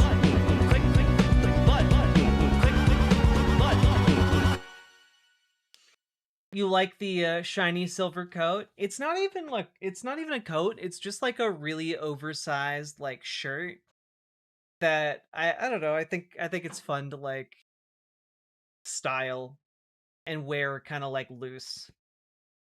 You know? Popping in for a like, I'll make sure to leave a comment after the stream too. Hell yeah!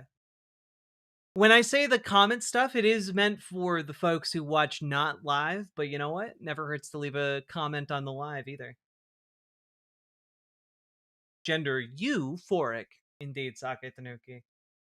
Folks, we're close to finishing out another year doing this. It is insane to me that your support continues to let me do this show.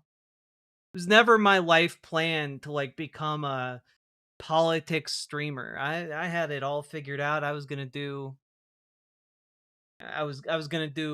video game design, and then I went into journalism and did video game journalism for like 8 years while working with Children's Miracle Network hospitals, and I made the transition from doing charity work with hospitals to to doing politics streaming. It's been a weird life. Weird career trajectory. And I just thank all of you that make this possible for me. I couldn't do it. Genuinely couldn't do it without you guys.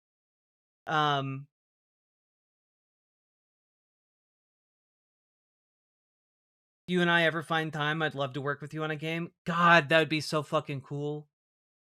I also really want to finish up the tabletop game I was working on like maybe 3 years ago. Just got so caught up in doing this grind.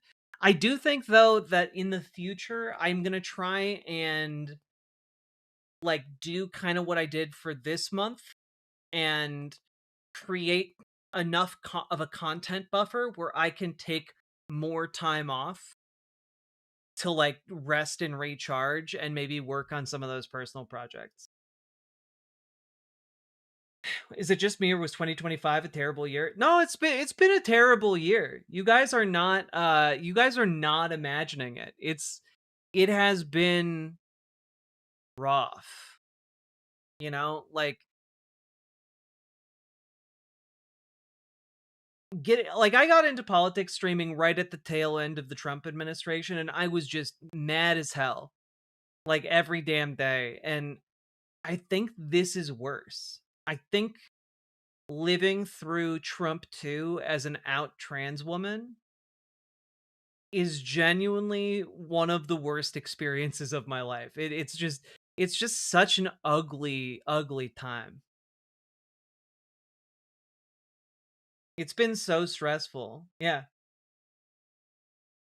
You're wonderfully awesome, Jack. I love your takes and humor. Thank you. I genuinely appreciate that. I'm glad you guys think that I'm funny. Come a long way in your streaming career, Jack. Oh, thanks, Rhombus. It's true. I remember the days when I would struggle to have, like, I don't know, 20 viewers. And now here we are at 4 o'clock in the morning, and we got literally over 350 people watching. It's a bit surreal when I imagine that in real world terms. You know, like selling out a small auditorium for a nightly show, and it continues to get bigger. Like that's kind of that's kind of wild, you know?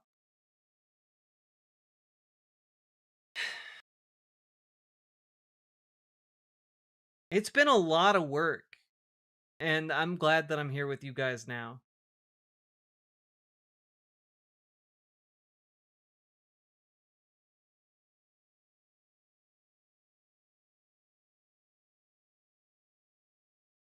This Trump has definitely been worse. Yeah, sometimes I go back and forth on it because I was closeted for a lot of the first Trump administration, so I was able to just be like, you know, boy mode in it. And don't really have that option these days. Keep it up. Let's start a revolt as a community. That's my goal. I want to arm you guys with hope and with action points that allow you to go out into your communities and like start organizing and doing the labor of digging us out of this shit. Because it's going to take all of us working together to do it. Because God knows Elon Musk isn't going to step in with hundreds of billions of dollars to get it done for us.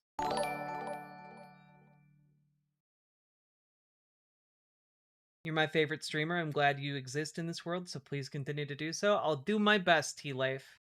Thank you for the $5 Canadian. I genuinely really appreciate it. Joy is an act of resistance. True! Which is why I will be streaming over the next, like, 2 weeks or so. I'm just not going to be talking as much about politics unless there's, like, I don't know, they find a literal smoking gun that was used to kill Epstein in Donald Trump's pocket. You know, then I'll do a stream. But we'll be doing a lot of gaming streams. There are a bunch of games I want to try or finish up, and you know, I'm gonna get a little wacky, a little laid back, a little chill. Hopefully, you guys will enjoy that, and if not, don't worry, we'll be back to our usual programming. I think January 6th, I believe, maybe January 7th, somewhere in there. Yeah, we'll be finishing up Claire Obscure. We'll be doing a lot of chill gaming that I've just been putting off. I've been like mentally putting together a list of different things that we could check out that I'm excited about, and I don't know. We'll take a few off that list and do them on stream.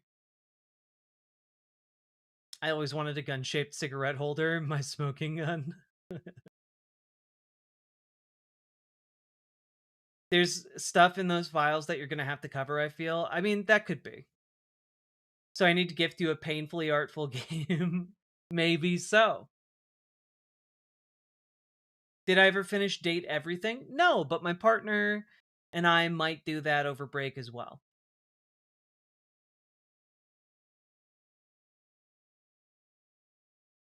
You have made my day today, as I've run out of Valium for the next 2 days. I just found some from someone who cares, so thanks, Jack. Well, hell yeah, Fixer at home. Glad I could help. Business as usual? No, I'm actually going to be playing games, though. You're one of the few streamers I see pointing people in the direction of organizing. You do great work. Keeping you.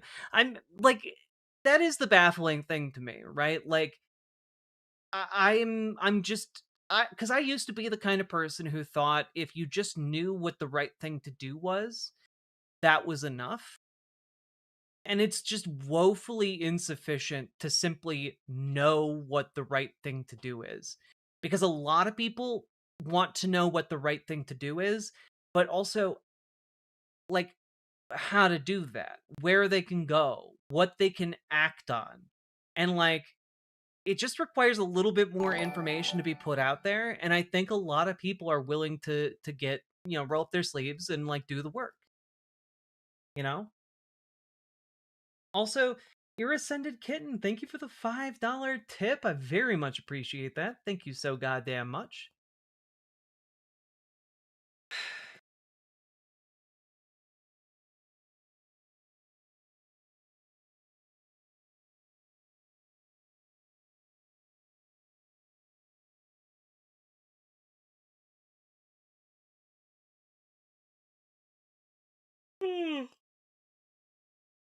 For what it's worth, I'm glad I've stuck around too. I'm glad you've stuck around too.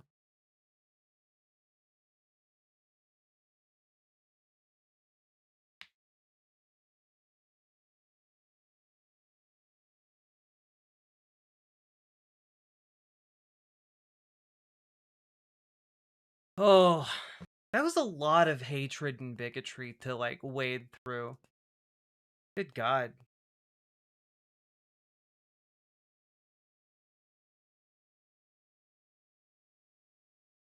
It is truly exhausting being a trans person in in these modern times.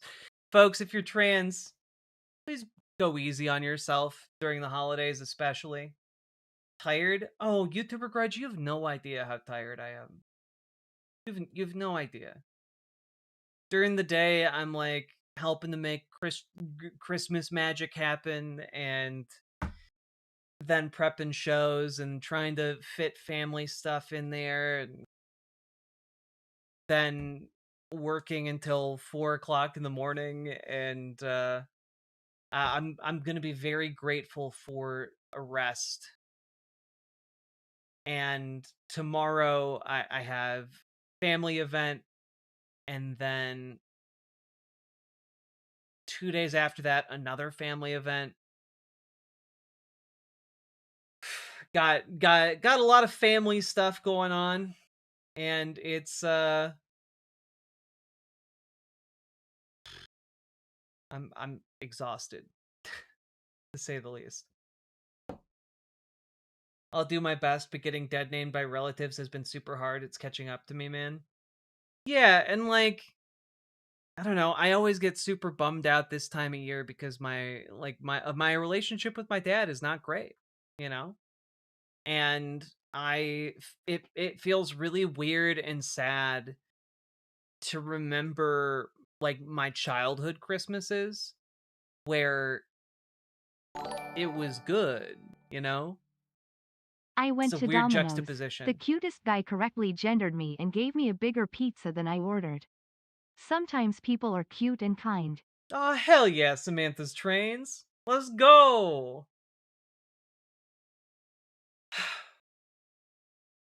Well, and Yannick de Newborg, I'm very extraordinarily fortunate that you guys support my show sufficiently that I can take a little bit of time off, and it's not like I'm not gonna be like out on the street. Like I'm like you guys support my show enough that I can now take off time to like recover a little bit. 'Cause throughout a lot of the Biden administration, I did not have the ability to do that. Like growing that show from its humble origins after like I got kicked out of my parents' house. Um like that was a really hard financial grind.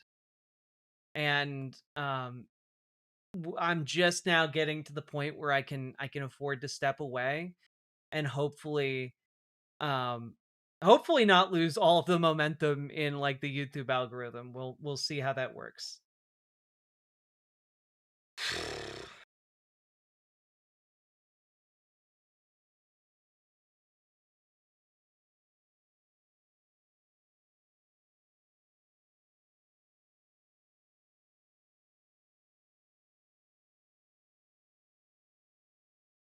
I don't know, folks.